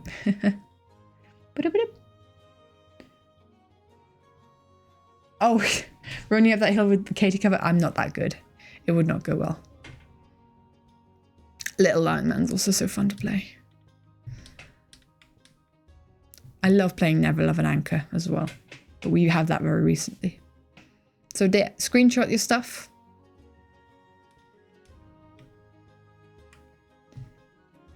In Memoriam is also very fun to play. Oh, it's a long climb up the dusty mountain. Okay, there's your screenshots. February of 2022, so almost 4 years ago. Whoa, that's a while back. I also didn't have the ukulele interlude like from the very beginning because they're very self-conscious and not want to really Letters from the Atlantic I remember being very difficult. Oh no, it's easy. Well, I think it might be difficult to sing because it reaches the range of my vocal range. Let me just check.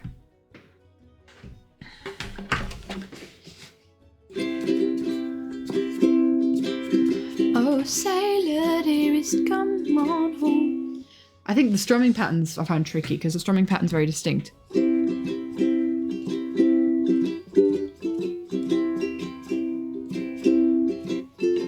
Oh, sailor dearest, come on home. Won't you stay with me for another year? For another year. But I think the chorus gets high. Oh, heed and ho, my ship is ready to go, and we'll sail, sail, sail away from here. Maybe not. But don't cry, it's alright. Our wings were made to fly, so we'll sail, sail, sail away, my dear. Why did I think that was hard? Maybe it's the bridge? There is a bridge, right? There's no bridge? Oh yeah. Grab a bag full. Oh wife, my dearest, I love you. Man like me was made to explore. Grab a bag full of hope. Look for sails made of taupe. We'll leave the dark and be free. We'll leave the dark and be free. Our wings were made to fly. Yep, no, I don't know why I thought that was hard. Okay. That's also definitely one that we can do. 4 years ago, when Hermitcraft Season 8 ended, and It's the End of the World, as we know it, animatic came out, you put in the void along with Zim, Cucumber, and the Boat and Pole people. Indeed. That is you guys. You three are some of the longest standing people in the community, which is kind of crazy. Kind of crazy. Right, let's continue the art. We've not gone very far. Oh, hello. We've disconnected. We have lost connection, sir. Beep. Slight hot take on season 8. You actually had to take a moment yourself after watching the first video with the ending. It has, because it was so dark. Still have the pitchy noise. It hit hard. So like the final episodes.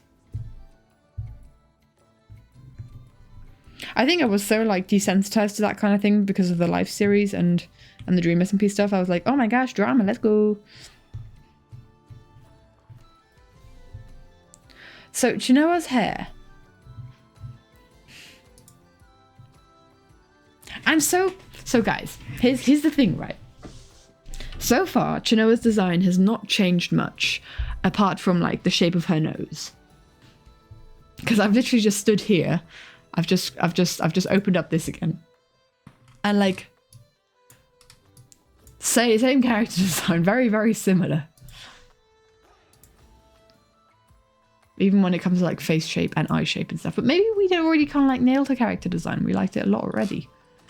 Because Kira's character design also still very similar, but kind of like tweaked to fit my style or like within my improved style. Oh, wrong layer. Wrong layer, Gronk. But actually what I was talking about before we had the ukulele interlude was hot take. I don't know if I'm a big fan of characters that have like feathers instead of ears. Like winged characters. I mean, I myself am quite the perpetrator of this. Basically, Chenoa's ears here are just feathers instead of her ears. I'm trying to figure out what my opinion is of this. I had this same dilemma when I was drawing Adamir. Like, how do I make the characters like have that kind of distinctiveness? because I think ears is something, because we were talking about hot take indeed. We were talking about how like to make human looking characters that aren't human distinct, but without going into the uncanny valley earlier. And I had this whole so do you know what's that? It was the most teacher saying, let's get back on topic. I didn't mean to. I don't mean to be teachery. I don't want to be a teacher. I don't want to be one of those teachers. So Adamir, like, I think I had this conversation when I was streaming Adamir, kind of like going like, how do I make his ears not just be like fish fins and it looking weird, and still having his ears function in the space that would be underwater. Because that's also the thing that I've thought about with this marine mammals course that I took. Like, any kind of underwater animal does not have ears protruding out of their body. Their ears are inside their body. Oh, it was funny. You want to be the teacher. So this is like also a dilemma of like science versus visually appealing, you know? Which is always at odds in my brain. It's the artist side and it's the biologist side at war. Just imagine like a mini me with like a beret and a paintbrush versus a mini me in a lab coat. Maybe not a lab coat, in like outdoorsy wear. and a magnifying glass. I don't know. I'm just trying to think what would be the most biology equipment to use. Funnily enough, probably like a drone or something, to be honest. But yeah, like artists, me with the beret and the paintbrush versus biologist me with the flat cap and the Gore-Tex, I guess you could say. Can we get these two sides of Katie emotes? It would literally be kind of like little mini me. Beep.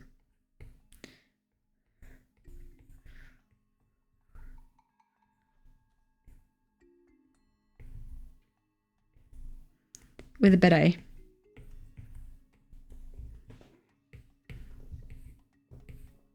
And it's like put me in dungarees. To be fair, I could be in dungarees in both like worlds.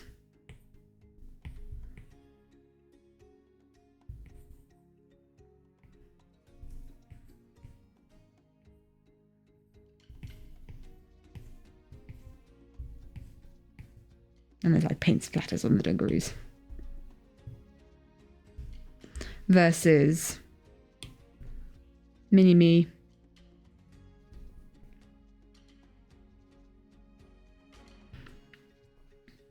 Why is there an evil Katie on your screen? It's the artist Katie versus the field biologist Katie.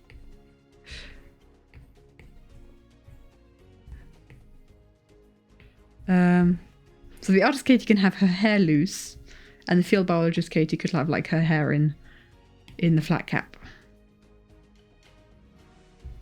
in like a hair tie to get it out the way.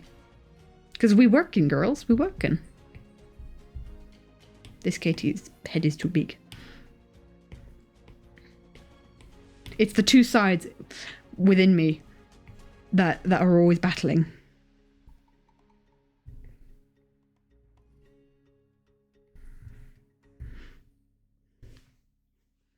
And we could have like a leaf on the hat. Dude, there's this German biologist and like animal conservation, animal protector. What's it called? Tierschutz. Katie fighting Katie today only. Get your tickets now.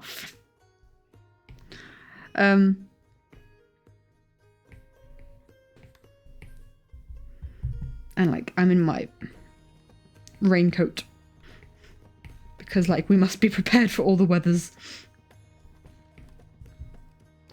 And I am holding imagination versus science, poetic. Creativity versus science. Science can be imaginative. Okay, I guess science can be creative as well. Bye, Molly. Have a wonderful rest of your day, my dude. What would I be holding? Just trying to think. A clipboard. I'm gonna be honest. to like record the data that I'm collecting on. That makes field biologist me seem a lot like less cool. How about a clipboard and like a plant?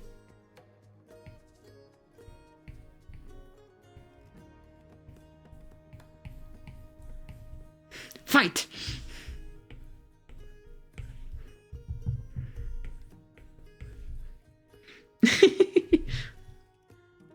Katie's analysing the other Katie. Annette? Annette? Actually, that's maybe. A little dabber to dab pollen. Inside you, there are always two beasts fighting for control. The artist and the field biologist. Throw the potted plant. Why are we rooting for the art? Hold on, this is an art stream. You should be rooting for the artist, Katie, not the field biologist, Katie. But there's this German conservationalist. His name is Robert Mark Lohmann. Lohmann? What the heck, my brain. Robert Mark Lehmann. And he's done really cool stuff in the field. And like, he's a marine biologist, photographer, science communicator. If you understand German, I recommend his stuff. And like, we have the privilege. We're going to Munich next week. In fact, in a week. I gotta tell you guys, no art stream in a week. I'm in Munich.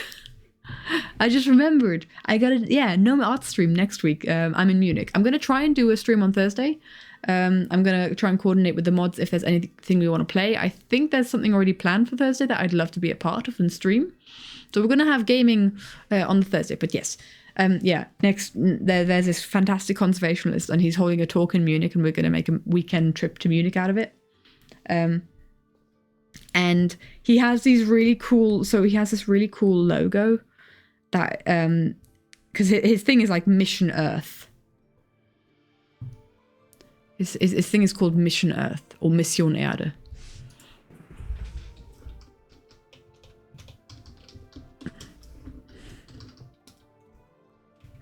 And now let's get the logo. This is what the logo looks like. And I love it. Oh no, chat, you're in the way again. Can I just open the image? Can I open image? I almost show you guys something very, very scary. Open image. Open image in new tab. That's the one. I can't zoom in. I can't zoom in on the image. This is all you get. This is the size that you get. I think this is such a cool logo. And he sells like flat caps. And I really want to have a flat cap with this logo on it. A flat cap or a beanie, depending on the time of year. Maybe both. So tangent over. Inside you there's two cages. One is an artist, one is a biologist. They get along most of the time. Oh, but sometimes the biologist Katie throws a potted plant. Oh man. But gosh, dude does fantastic things. I really wish Robert Mark Lehmann could like have a wider audience, because I know the German audience is very limited, I guess, because of language barriers. But I really wish he was like world renowned, because he's just such a so full of integrity.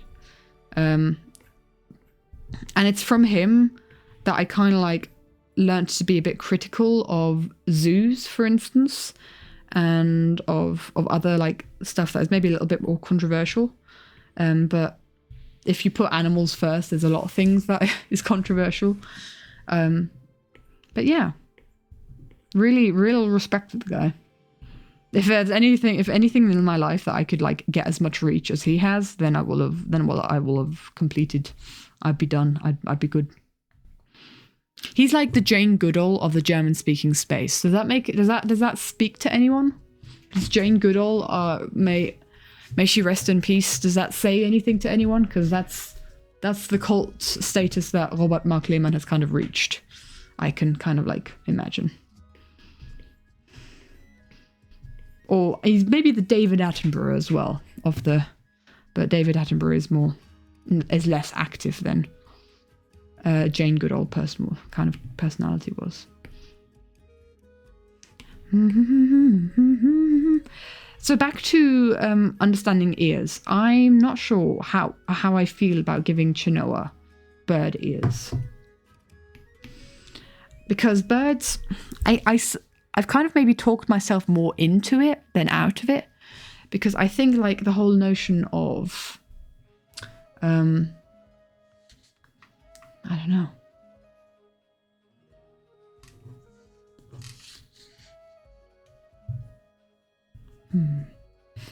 What until the stream ends or Hermit D&D stream? The Hermit's D&D stream. Oh my gosh, I need to watch that. I have so much on my to-watch list. But that is definitely on it. I've kind of like... So what I had before is just think of a normal human ear. Here we have a normal human ear. Or at least how I draw one.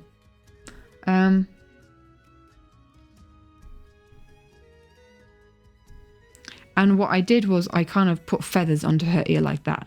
Which is probably the worst solution to this. Because that makes no biological and no fantastical sense. And it looks weird. So... That's what I had like a while back when I was trying to figure out. That's kind of basically what this is here. What I had a while back while trying to figure out what her ears would be, how her ears would be. Because birds have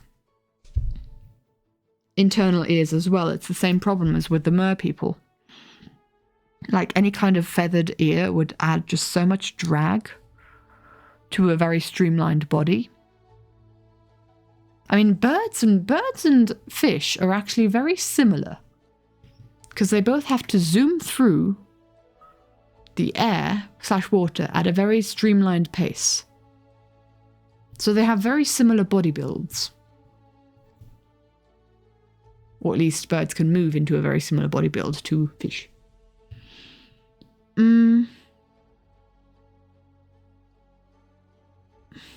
Like feather bits. Oh yeah, horned owl. Hold on, what do they look like? Maybe that's helpful.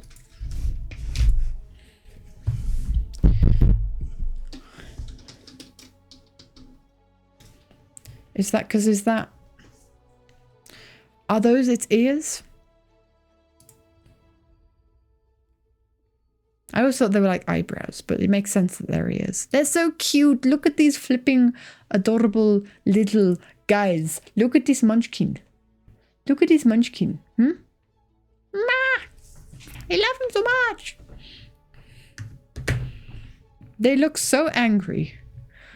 And so adorable at the same time. I love owls. I love owls so much.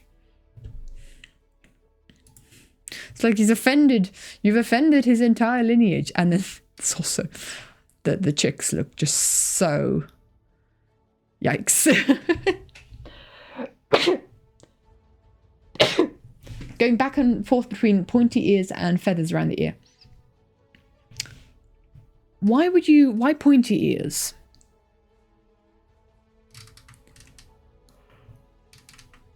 He's winking indeed. Why would pointy ears be like the character design? I love them. Oh. I love it so much. I don't know. It's got some interesting effects. So part of me thinks it might be AI, but I'm not sure.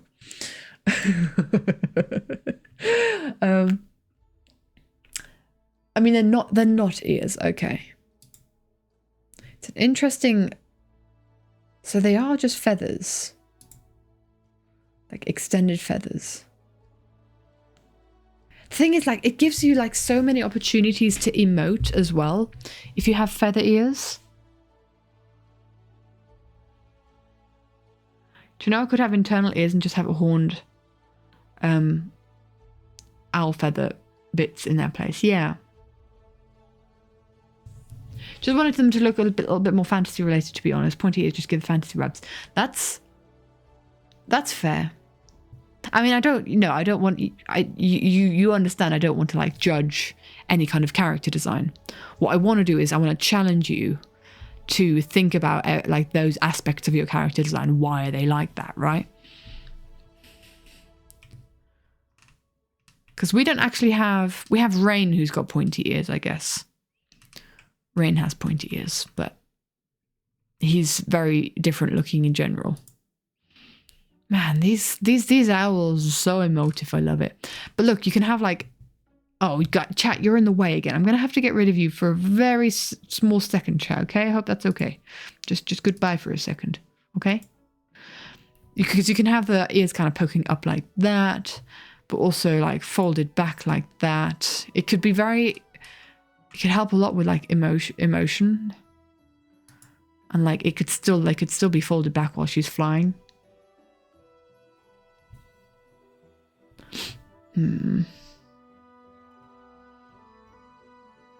But mildly mad that every single one of these owls are more photogenic than you. You're being oppressed. Hold on, let's get you back.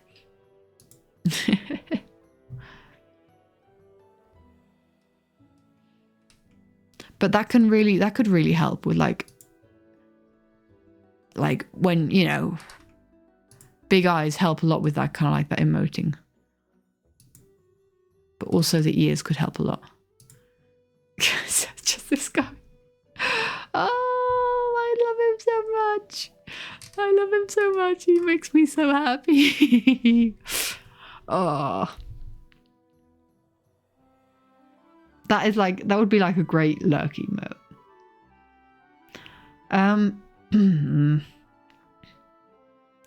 Okay, so thinking practical, because I don't want to, so basically I don't want to have, that owl needs a name. I think it's just because I saw Henry's name. Oh, I just said Henry's name in chat, but like immediately the first name that came to my head was Henry. And that's not to say that you're a grumpy looking owl, Henry. I don't know why my brain did that. I think Rufus. Should we call the owl Rufus? I feel like Rufus is a good name for an owl. Anyway, back to the drawing. Henry's new profile picture. You are a grumpy looking owl, though. I mean, if you are, then that's good. Yeah, I didn't want to assume, but you never know. So yeah, I definitely want like something. I want Chenoa to have some sort of ear, because I think it makes her, what's it called? Her profile more interesting. Her silhouette. Thank you. Her silhouette. I said thank you to myself, because Rain's silhouette is very characteristic with like the pointy horns. Adamir's hair ear also kind of pokes out. Kira's hair is just all over the place, so that's iconic. I want every single character to be wait, you thought I was human? I mean, I don't know. Your avatar looks pretty human, the way you draw yourself. So yeah, I didn't want Chenoa to like have internal ears and then just have her hair flop over it. Because I wanted to have a more distinct silhouette, at least for her head, because her entire character silhouette is going to be very distinct indeed. Like, it's kind of hard. In fact, her character silhouette is probably not going to change much from what we have here. It's probably going to be very similar. Mango is a raven, you is a macaw, Void is a magpie, and Henry is an owl. It's the birds. The birds come together. And don't forget Blue Jay. Don't forget Blue Jay. Humans feel comfortable around you online. Ah, okay. So I'm kind of... Okay.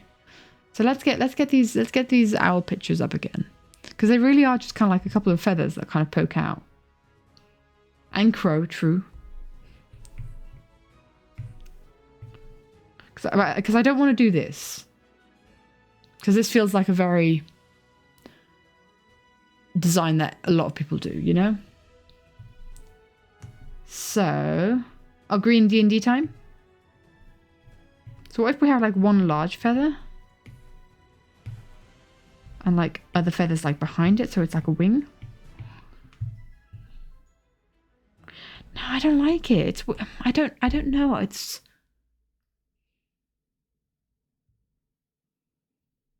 it irritates me. I'm going to draw something for now. Enjoy the D&D. I'm gonna I think I'm gonna just draw something for now and then we'll figure it out. I think that's the way we're gonna have to do it for Neil. Yeah, we've been completely abandoned. I feel so salty. Our friends have abandoned us. How dare. Bum.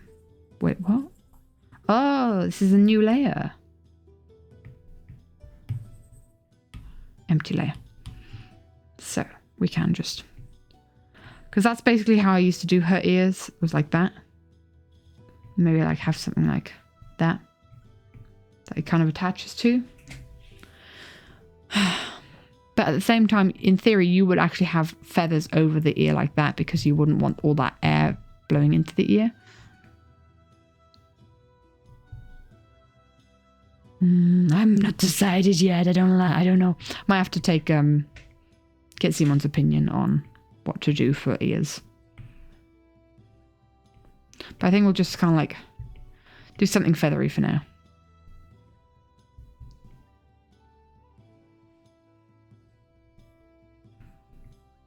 But like multi-layered feathery.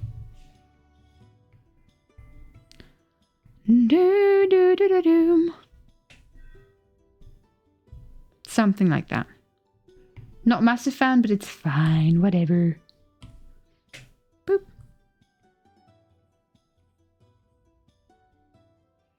And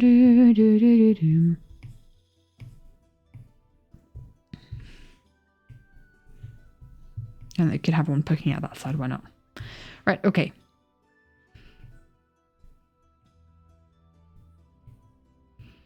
And then kind of like, I like her hair kind of being relatively short. But also pretty like straight.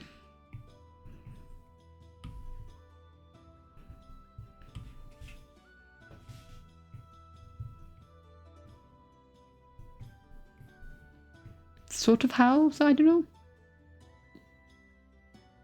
Feather ears can be fun to show emotions too, like, yeah, exactly. Like they droop down, sadness. Yeah, absolutely. That's why I'm kind of like more kind of tending towards them and liking that idea.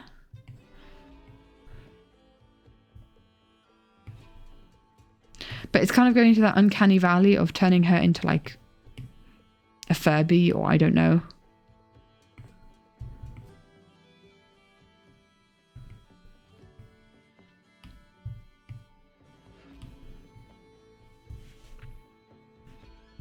Something I actually like that more, that shape, than the circular round one.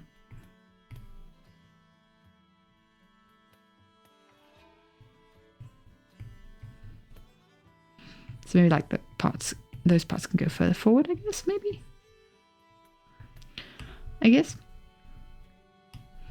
Girl also has a very long neck, so let's start drawing in her torso. She is just so tall. Tall girl. I like the idea of like her hair kind of floating above her shoulders. I think Chenoa's hair is very similar to, is like the most similar to my hair when I've got it cut. It's very long right now, she says. It just goes just past my shoulders, but I really like it when it kind of floats above my shoulders.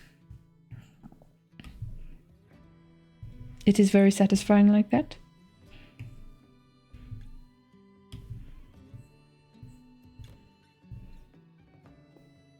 I like that. It kind of gives an energy to her hair, like, because she also is full of life.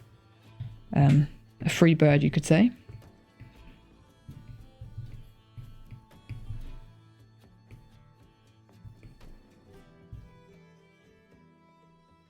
It's huge pupils. Because she can see all. What do your elven eyes see? No, what do your harpy eyes see? Harpy hair, where have you buried all your children? Tell me so I say. So, harpy clothing is incredibly interesting and difficult to engineer. Because, like, you have to get it over the wings. I like the idea of her kind of pointing this way, actually. Like, kind of swiveling her head a little bit. We've got all the characters kind of like pointing the same way so far, but I like the idea of her kind of looking over.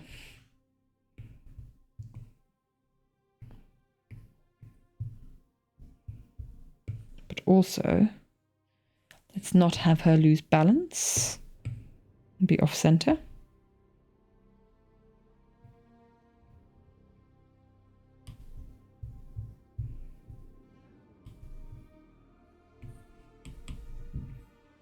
That neck needs to be more attached for sure.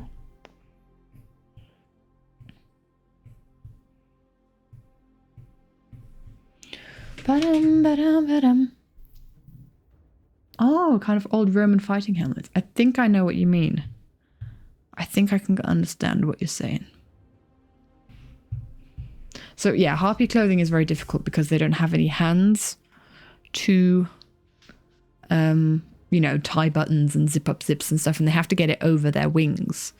So usually it's backless with like a strap. So think like her, it's like connected at the back here in a strap, and then like a button on her back, and then at the back here in like a strap and the button. And they're incredibly like dexterous with their claws. They can do a lot with their claws. They can hold a lot. They can, you know, they can get around. Like she could easily get this stuff on herself. This outfit. Just trying to think. What do we have? Yeah. Actually, this is exactly what I'm talking about. Hold on. Happy hair, where have you buried all your children? The wings are extensions of the arms. Nope. Not normal arms, wings on the back. No, that makes them really interesting characters to kind of like design for. So this is what like the thing would look like. So it's strapped at the back, and also kind of like these trousers at the front, kind of like buttoned up at the front. Yeah, it kind of like works like that because they have to get in there somehow. So actually, Simon's done some really interesting engineering of harpy clothing, on how thinking hard about how they would get these clothing forms on, like how would you kind of get around to designing clothing for a certain, you know, for a certain use, and how would that culture kind of like continue in and develop if you don't have any hands, just claws.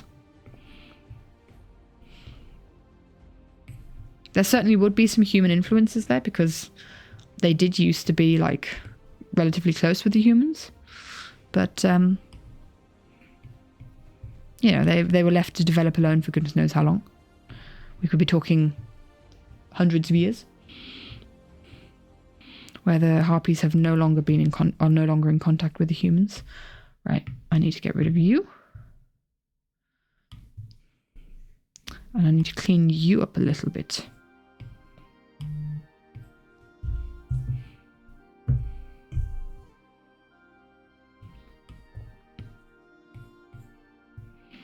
Right, now let's figure out. I do like the outfit that she currently has. I think I'm going to just take over that outfit on like the old, from the old what's it called?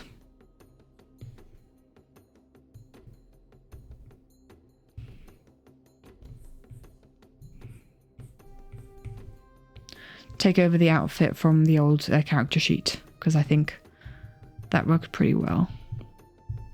But I also need to figure out how. So like that. And like that.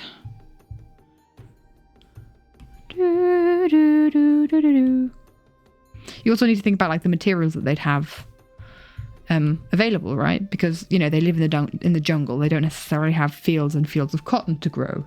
So a lot of their clothing would be leather, or maybe even like fine fabric bound from like leaves or bark, or you kind of think of that like that. You don't need to, but it's fun to think about that kind of stuff. When it comes to world building, like there's no must, you have to do it this way. There never is, but it's more of a case of hello, Vulcan. How you doing, my dude? Thank you for the resub. 17 months, I appreciate it. Let's go. Let's go. The wings.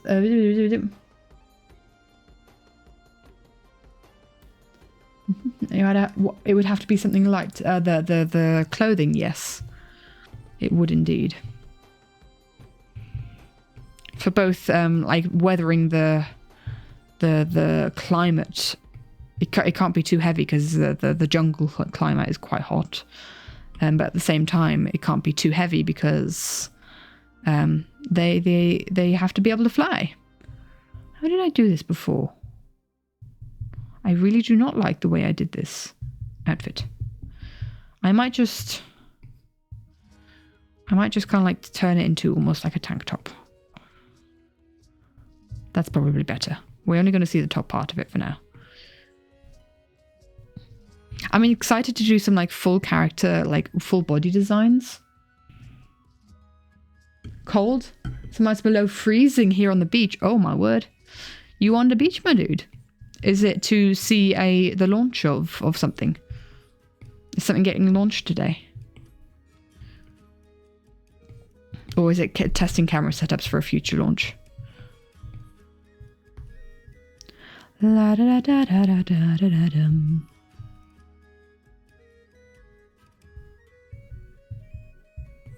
Come on. Just living about. Oh, good for you. Taking a walk on the beach. Man, I wish I lived close to the beach. But then again, I live relatively close to mountains, so you can't have everything.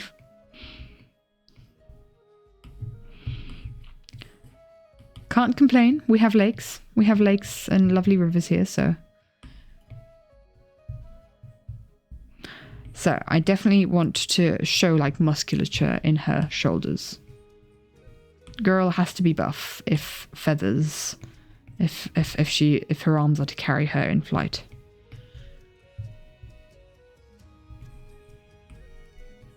Bum ba dum bum. Living next to the beach in Switzerland is a little bit difficult indeed. Not something that you. Yeah, not very easy to do indeed. Unless you count like the beach of a lake to be a beach.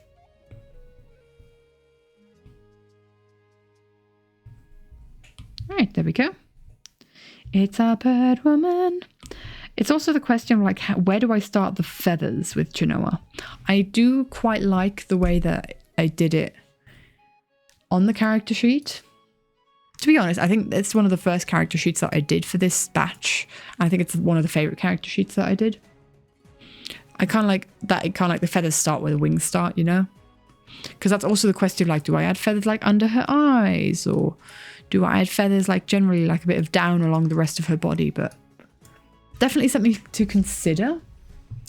Actually, that is something to consider. Wait, I'm an idiot. I did not change scene.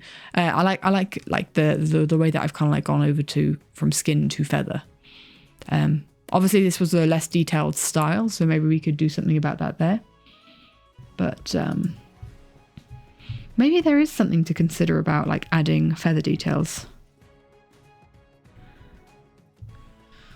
But it's like also a question of like, when do you get into the uncanny valley of like, this does not look human enough for me to relate to this character, you know?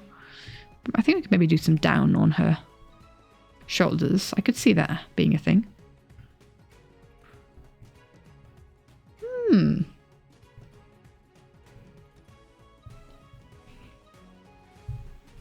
But I don't know if I want to like go under her eyes. But that's also the question. Feathers are always good.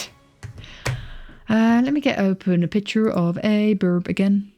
Obviously they have feathers below their eyes, but not very long ones. It's more really like fur. I've got the perfect picture up to look at this. I've got the perfect picture to look at this in very great detail. It's more kind of like, yeah, less feathery. More less feathery, indeed. Falcon. Let's get an image of a falcon in here. Yeah, some actually don't even have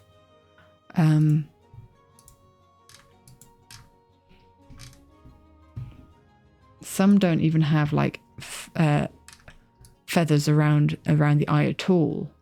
Oh wow, chat, you're in the way again. Blame you. So that's maybe not something that is even necessary. If we're thinking, so you would. How big is that image? I need to get a big image. Yeah, that's not really a lot of feather like right around the eye. Because like looking at the owl, yes, they have like feathered eyelids almost. It's all around the eye. I guess it depends on the bird that you're looking at. But they don't necessarily have big like big feathers like on their, like they do on their breast or the rest of their body, you know, their wings. It's not even like a down feather. I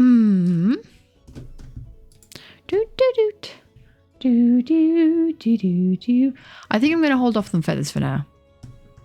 I think it would be an interesting design choice, but I also think it would be not necessarily a great idea. I also want it to look like adding feathers could add like her not looking very put together or a bit messy, a bit ruffled, and I don't want Chenoa to look like that. I want her to exude confidence and femme fatale and put together, and it's maybe like a couple just small ones. But that's maybe it. That's all we go. So if we were to merge some of these down, so we have one layer, clean it up a little bit. The hair's a bit messy, but you know, whatever. And let's make you get another idea for you. And she is staring directly into your soul. That's a bit of an intense stare, Chenoa. Maybe put your eyeballs a little bit further apart. Just a couple of pixels. Yeah. Why is my iPad suddenly going so dark? Hold on, I need to check if I'm losing charge. 53%. Maybe I should start charging my iPad and stop charging my laptop. Boop. So yeah, she looks a little bit messy now. We've been a bit messy with our drawing. So let's clean this up a bit. And then we can give her a bit of colour.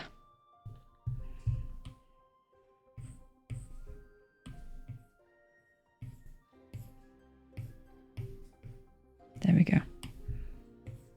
So, any more questions about Chenoa? Any more thoughts? I might be getting to the point of the stream where I'm, you know, ready to give you guys a bit of spoiler stuff for the people who have stuck around and not abandoned us for the D&D stream. Honestly, I'd do the same. Like, no judgment to the people that did that. The Hermits playing D&D, I would absolutely go watch that. But you know, the people who stick around, maybe we need to have a little, you know, a little something. Spoilers are fun. We like spoilers.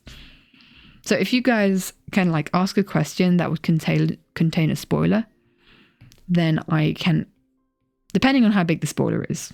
I'm not going to tell you who the big bad boss is, kind of thing, you know. But a spoiler relating, like a question relating to Chenoa, and if it contains a spoiler, I will no longer go, ooh, that's too spoilery. I'll be like, okay, so this is the deal. Here's the deal.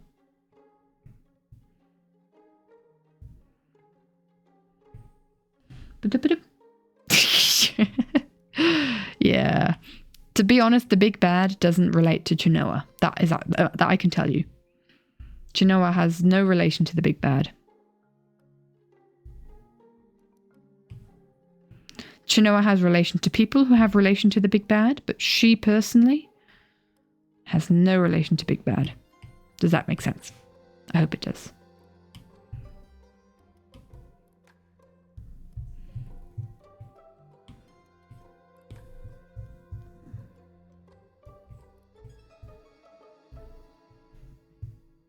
I'm trying to figure out this eye. This eye looks weird. Maybe it's just me. No, it's her. It is her pupil. It's in the wrong position.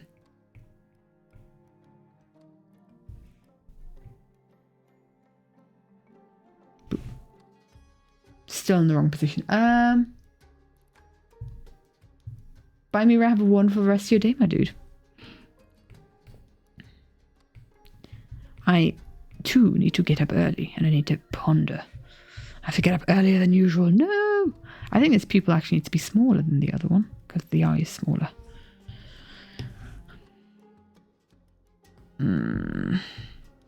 These pupils are confusing the heck out of me.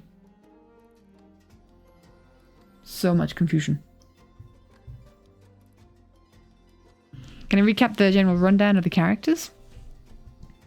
So, okay, let's see. We have Chenoa, who we're drawing here. She's our bird woman. A harpy. From a harpy colony that is from the jungle. Harpies no longer really exist on the mainland. But like in isolated colonies. Because they were hunted by humans. Because of their feathers. Their feathers are like... If you can make armor out of their feathers, you're pretty indestructible. In fact, harpy warriors also make armor out of their feathers because they naturally shed their feathers. And so, like, over a lifetime of being a warrior, the best blacksmiths in the colony can make an armor out of your feathers. And it also like is the mark of a warrior that knows to keep her feathers and doesn't like recklessly throw them away. So a skilled warrior that does not need like projectiles. Chenoa, your eyes are looking so weird. Dang it. Here I was trying to do like something special with her eyes and I didn't manage. So yeah, she's from a harpy colony from far, far away. We also have Kira, who is our who lives alone in a tower in a dangerous but magical forest. So it's like everyone thinks the thought is kind of like everyone who enters the forest will either get killed by the beasts in that forest or go insane trying to escape it. But she lives very peacefully in that forest. Nothing in that forest attacks her necessarily. Because she's kind of like one with the magic of the forest. Because the magic that permeates that forest is like star magic. And she's very attuned to it, which is why she lives in that forest. All alone. Until the rest of the guys kind of also enter that forest. And meet her there. It's kind of creepy that she's kind of got like that strand right over her pupil there, isn't it? So bless her, Kira kind of grew up in the forest on her own and doesn't really know social skills very well.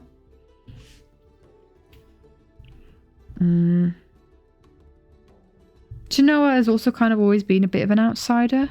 She's always been interested in like other cultures, but that's a bit of a taboo. In the harpy colony because like humans almost brought them to extinction, so like humans are a definite taboo, and so learning about other cultures is just like a big no-go. Maybe I need to make her eye smaller because I like the shape of her iris and her pupil. I like the shape of her eye, but I don't like the way that the pupil works in it. So yeah, she was also kind of an outsider, and there was also always a lot of pressure on her because she's the daughter of one of the best warriors in the harpy colony. She's also Herobrine right now. But that doesn't necessarily mean that she's like... She's definitely got like social skills because she grew up around a lot of people. Because in harpy colonies, like the raising of the children falls upon the entire colony. The raising of the daughters. And so, like all of the grown-ups, all of the adult harpies always they raise the daughters together in a group. But you still know like what child belongs to what mother. That is still always known. And yeah, it's kind of like not allowed to kind of exit the colony. She's got such big eyes, man. It's like a feature, but it's also kind of creeping me out.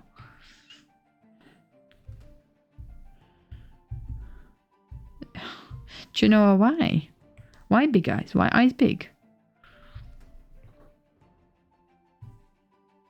She's staring into nothingness.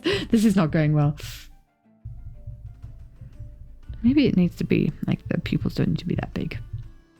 Or maybe they do need to be big.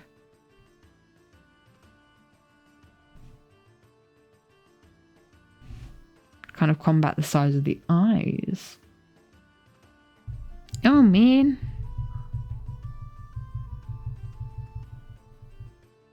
I'm trying so hard right now. I like the shape of the eyes, man. Why is this so hard? Maybe don't fill up the entire eye. She could be looking up. That's fine.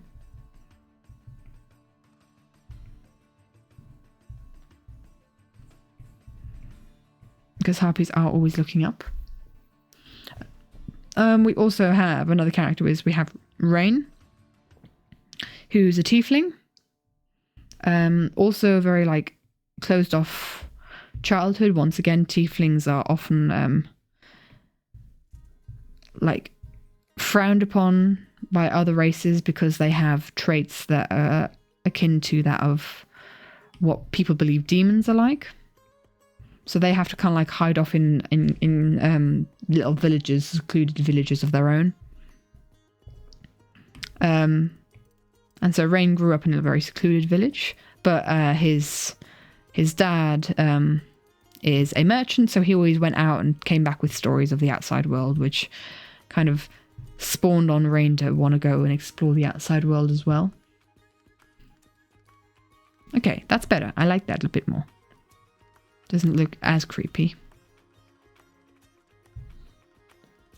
Okay, I think we figured out a not creepy eye.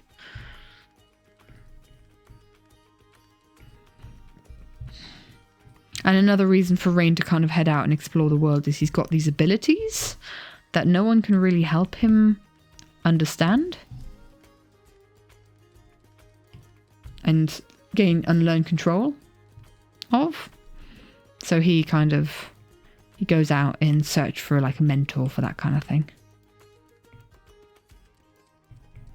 But I can't give you that spoiler. I can give you a spoiler related to Chenoa. And believe me, there's so many spoilers if you ask the right question. There's so much I could say about the girl. Chenoa has either lost a relative during their lifetime or other people that Chenoa could have known if history went differently. Lost a relative. Does that mean Chenoa has... I don't quite... Does what mean Chenoa has lost a relative? In what, like, context were you referring to there? I think there's been a bit of chat delay today, so it could be that was from a little bit back.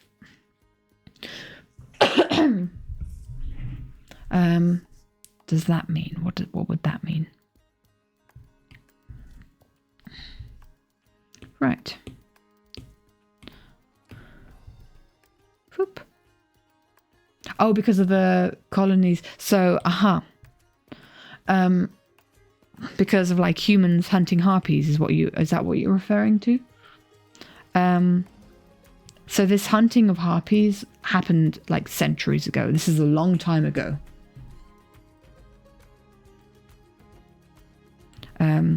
Long time ago. Chenoa, like the harpies were hunted. They're actually considered, they're thought to be extinct by humans. Humans think they're extinct. But there's definitely like reason for, I really like the color palette we have on the Chenoa up top. So like, what's that color palette? Tell me.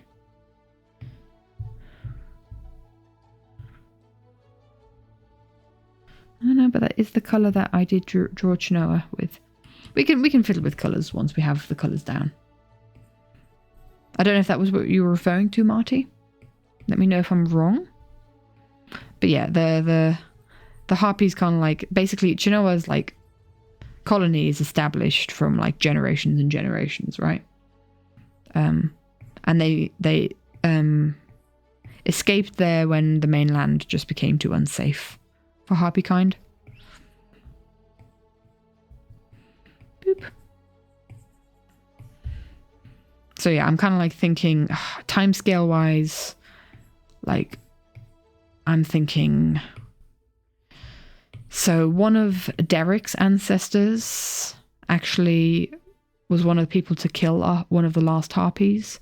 I'm thinking maybe his great grandfather, so maybe that long ago, so like 100 years ago, potentially. Great great grandfather, I don't know, something like that.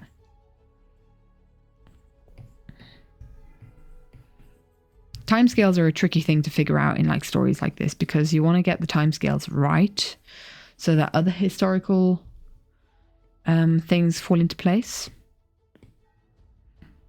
Yeah. I guess another thing I can say is the harpies, they worship the ancient being. So I've talked about ancient beings before, right? Which are kind of like the gods of our world, but they're not really gods. They're just very, very powerful beings that have learned to bend the energy of the world in a new way. And thus giving them like a lot of power and immortality and like abilities like, you know, bending the light and using their element, you know, using their element that they get their energy from as an energy source, shape-shifting, other kind of like magic, you know? So the harpies worship the ancient being of the sun.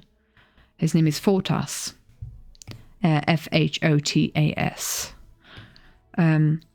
and he they worship him like a god. Like it's not like the limited power of an ancient being. Like they think he is the sun. They think that is his entire thing. That he's watching down on them every day through the sun. So they think him to be more powerful than he actually is. But like, yeah, they worship him as if he were the exact sun and a god. But that's also because he is an ancient being. He is the ancient being of the sun. He gets his energy from sunlight. Ooh, I've just scratched my screen by scraping too hard on the iPad. Yikes. He gathers his energy from the sun, and he also, because the harpies are his people, they get energy from the sun.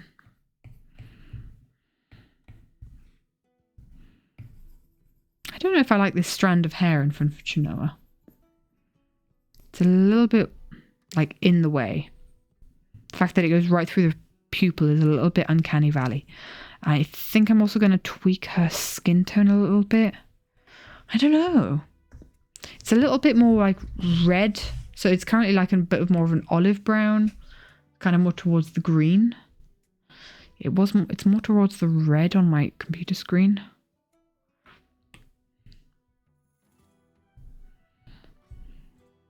I do like that more. Though I don't necessarily think it's like important right now. The exact color palette. Boop.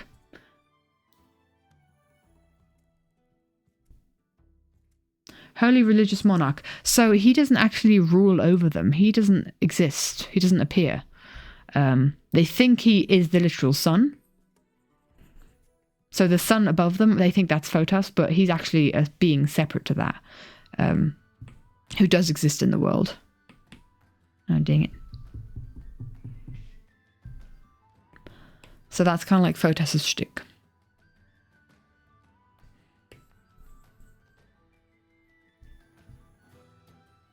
Finish your attempt at harpies, posting in the Discord now. Awesome. I'll have a look after stream, my dude, to get an idea. Enjoyed the gigs D&D. I might fiddle with this strand of hair. It's a little bit strange. Bum bum ba da da da da dum dum.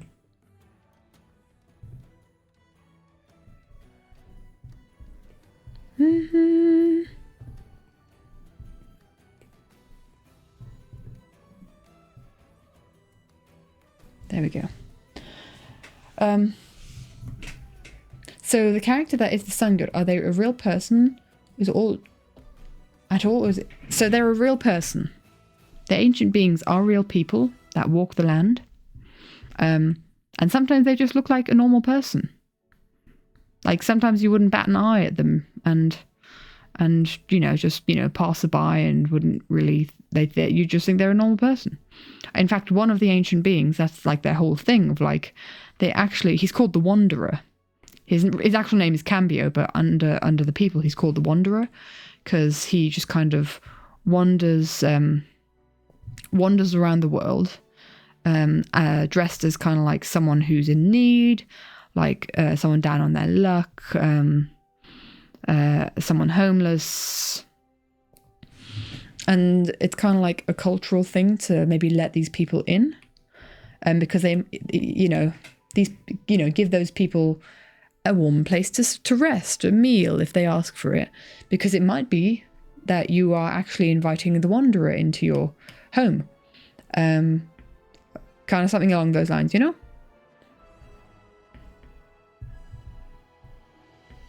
I need to get a better picture of Chenoa in here so I can get this colours better. And so that's not who Photas is. Photas is, so yeah, the Wanderer is Cambio. He watches over the people, the humans, he watches over the human kingdoms. Photas is, he watches over the harpies, but like not really. He doesn't take his role as seriously as other ancient beings. He's just kind of like, he just kind of hangs out and tries to have a good time, you know? But yeah, so he's just a guy poddling about the world in his own style, in his own at his own pace. Not really caring for the people that he's supposed to be caring for. Kind of he is, but also kind of not. It's complicated, I guess. I hope that makes sense. But gosh, I need a picture of Chenoa's wings. Don't have one. I don't know about the color palette. Don't know what colors to take. But yeah, Photas, but the harpies think that he's always watching over them because they think he is literally the sun. They look up and speak to the sun as if they were speaking to Photas, you know? So, but he's just kind of like, yeah, he's living his own life. I'm trying to figure out, like, I'm trying not to say much more because there is always the possibility of spoilering stuff, you know?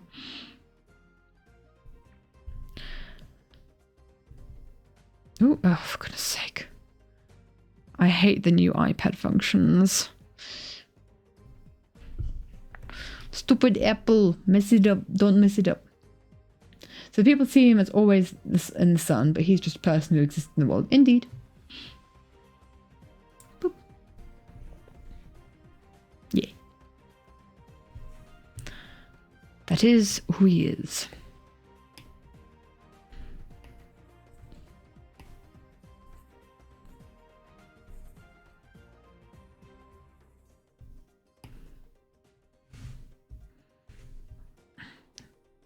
Little down feathers. Oh, I think these down feathers are kind of cute, actually. I'll give him that.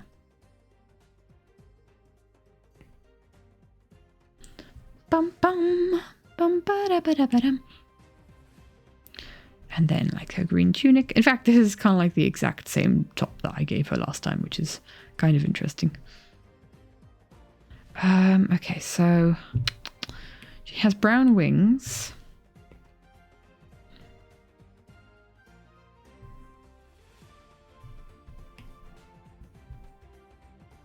But I also want to keep like the color distinct from her hair. Let's maybe make it more saturated brown, like that.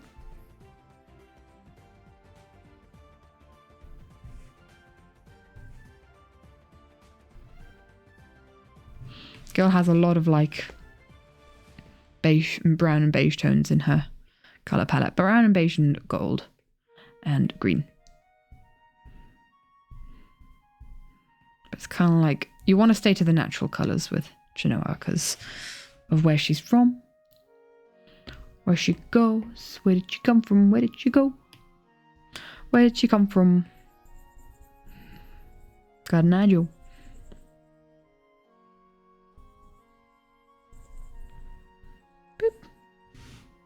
Yeah, that pop of green. Yeah, Photos is a very interesting character. I find him very interesting. A complicated character who makes mistakes, but also tries to kind of like make up for the mistakes that he makes.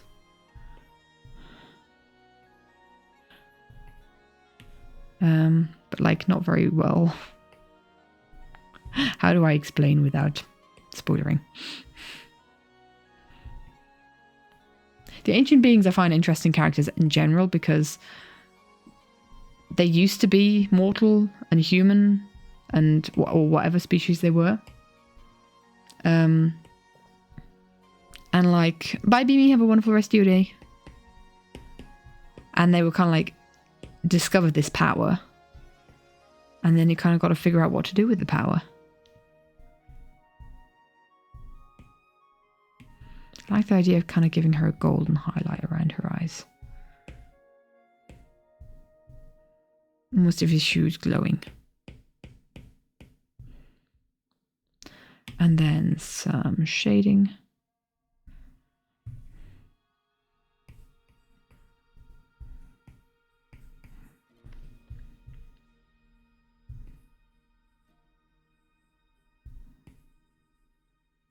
Girl is pretty and oh, she's just such a girl boss. I love her.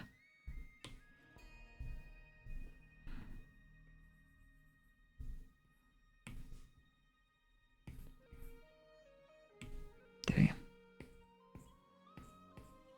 Okay. I'm feeling good about this.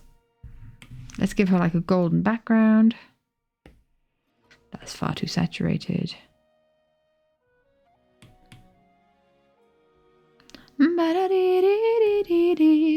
we go. Did I do a... No, I didn't do any. Oh, I did do a little bit of... Okay, we can do that. We can do that.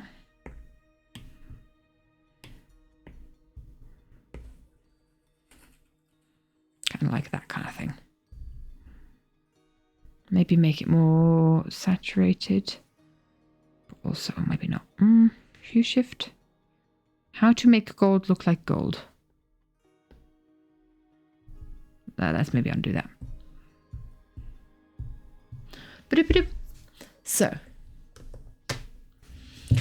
So going from being mortal to immortal is always a fun story to tell. That's such a stark change in how one would perceive life, and it opens a lot of interesting emotional laws. Indeed. They're really interesting characters, and it's like, it's a case of like, you know, sometimes you have gods who are like all-knowing and or they don't care about the mistakes that they made, and if they make mistakes, or, you know, they either don't make mistakes, they're perfect, or they make mistakes and then they don't really care about the consequences as much because they're on a whole level of different level of existence. And there's like different parts of that to the ancient beings, because some of them are still very like involved in the mortal world, and others are just completely disconnected from it. And I think it also depends on like how long they've existed for, because they haven't existed forever. And there is ways that ancient beings can become mortal again, or there are ways that ancient beings can die. And there are also ways for new ancient beings to exist. to come up, because like there's always there's not like a limit to how many ancient beings there can be. There's more, you know, there's a finite amount of energy in the world, I guess you could say. So that's just a pencil, cool. And the more ancient beings there are, the less energy there is to share between the ancient beings.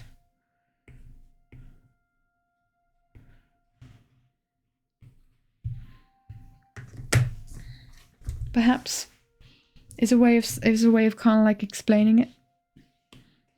And the less ancient beings there are, the more concentrated that power is.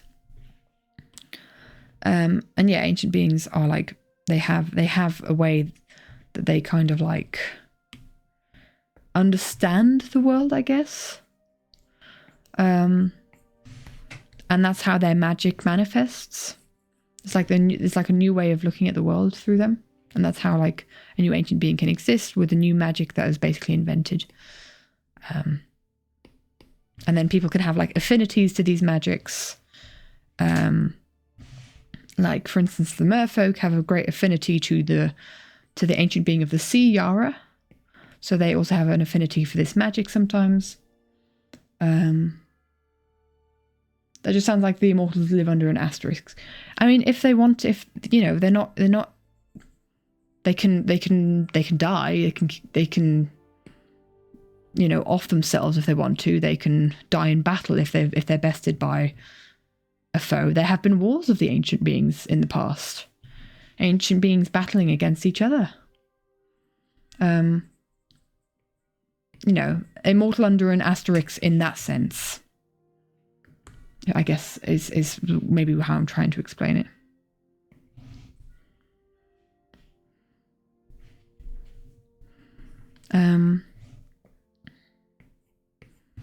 But yeah, I don't want these characters to be, even though some societies see them as gods, they're not. And they're not all powerful, they're not all knowing. And they don't exist forever. There we go. Quite happy with how Chenoa's turned out. Let's give her some shine in her eyes so she looks a little less dead inside.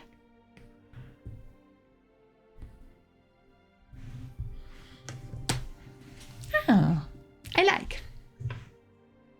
So here she is. Here's our girl. Maybe the lips are too big.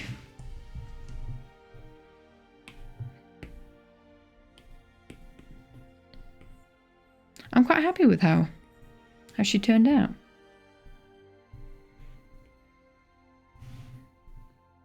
Nice.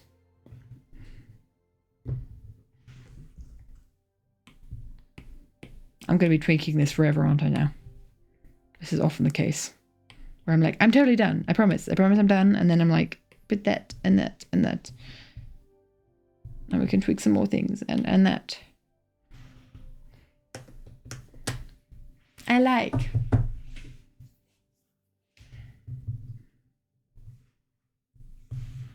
Okay.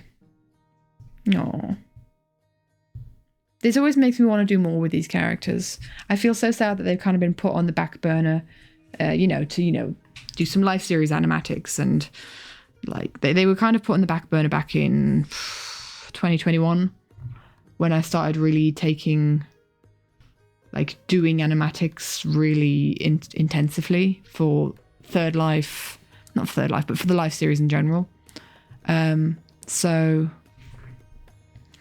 I really want to do more with them because I love them so much. Hello, I'm Multi. 34 months and yet more to go. Thank you for the resub. I appreciate it, my dude. Let's go. Yeah, I want to do more with these characters because I love them so much. They have a real special place in my heart. And the adventures that they go on are stories that I really want to tell. How goes OC Creations? We've just finished Chenoa here. Our bird woman. We've just finished redesigning her, so this is her current design. To be honest, she hasn't really gone through much of a change. So this is what she looks like now, and this is what she looked like 5 years ago. pretty similar, just an updated kind of like art style, I guess. But honestly, I was so happy with her design before. And like a lot of thought had gone into her design before, specifically, that I'm really happy with how she looks nowadays. So yeah, there's not a lot of change, but I think I'm able to kind of convey her personality more in this image than I was in this image, so I'm happy. She's regal, she's a girl boss, she's a fantastic leader, she's... Yeah, but she also struggles with responsibilities and abandonment and those kinds of things. But that's all I get to say for now, because that's spoiler territory. Oh man. Guys. The way the shoulders turn into feathers is really cool, by the way. Thank you. It's something I'm kind of toying with that idea because I'm not 100% sold on it, because I want her to look really put together and regal. And these kind of like down feathers look a bit messy. Like she's a chick, but she's actually like a fully fledged bird. I guess if you want to, versus a little duckling or something, I don't know. No, she is, yeah. I'm happy. I'm happy. I like the energy that her hair has. Her hair has. Oh, I guess I could leave you guys off with one spoiler because I was talking about that earlier concerning why her hair's like that.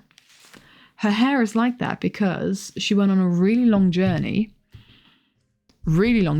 and had no opportunity to cut it in that time. So it was really short, like it is in her, like it is normal in the colony. But it kind of grew out as she went on this very long journey. And then she decided she liked it at that length. So once she had the ability to cut it again, she decided to keep it at that length, even though her colony would shun her for having hair that long. Because it gets into your eyes and it's a sign of weakness that you care about your looks more than like being able to fight or like not getting hair in your eyes. And for her, it's a way to kind of take her life into her own hands and control her own life rather than be dictated by what her colony wants to tell her. And she thinks she looks cute in it, and that's totally cool. She can be a badass but also look cute, you know? So that's her reasoning for having her hair at that length, even though it's, yeah.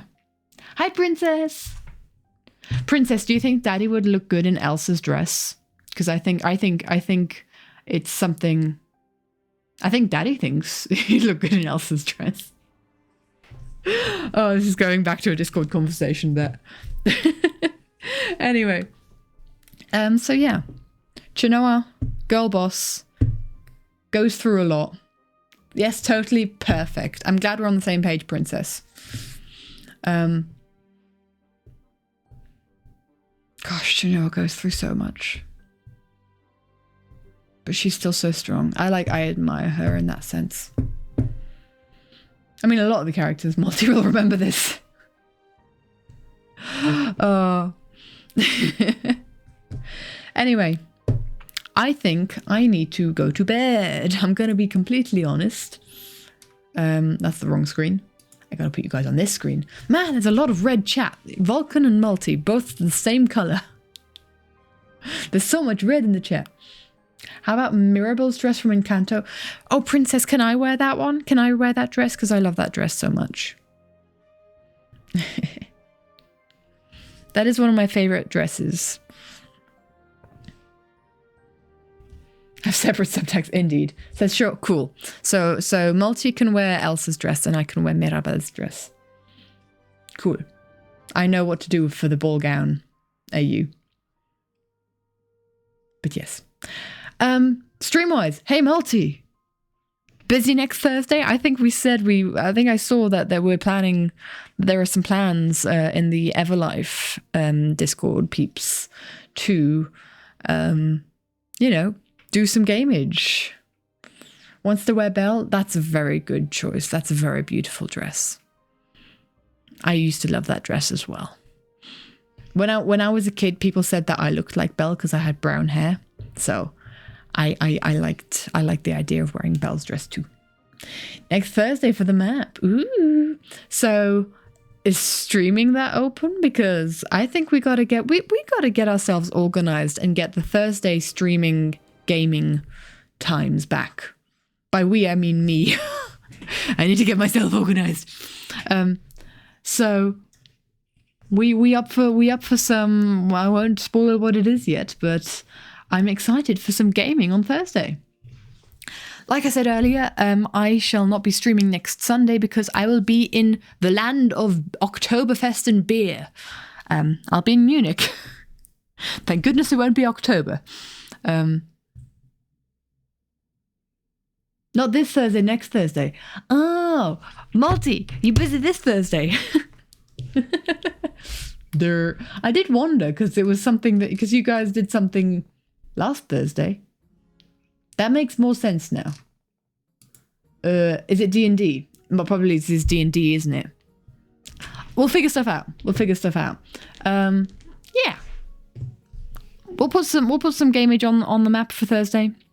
Whether it's solo or whether it's with the mods, we'll figure that out.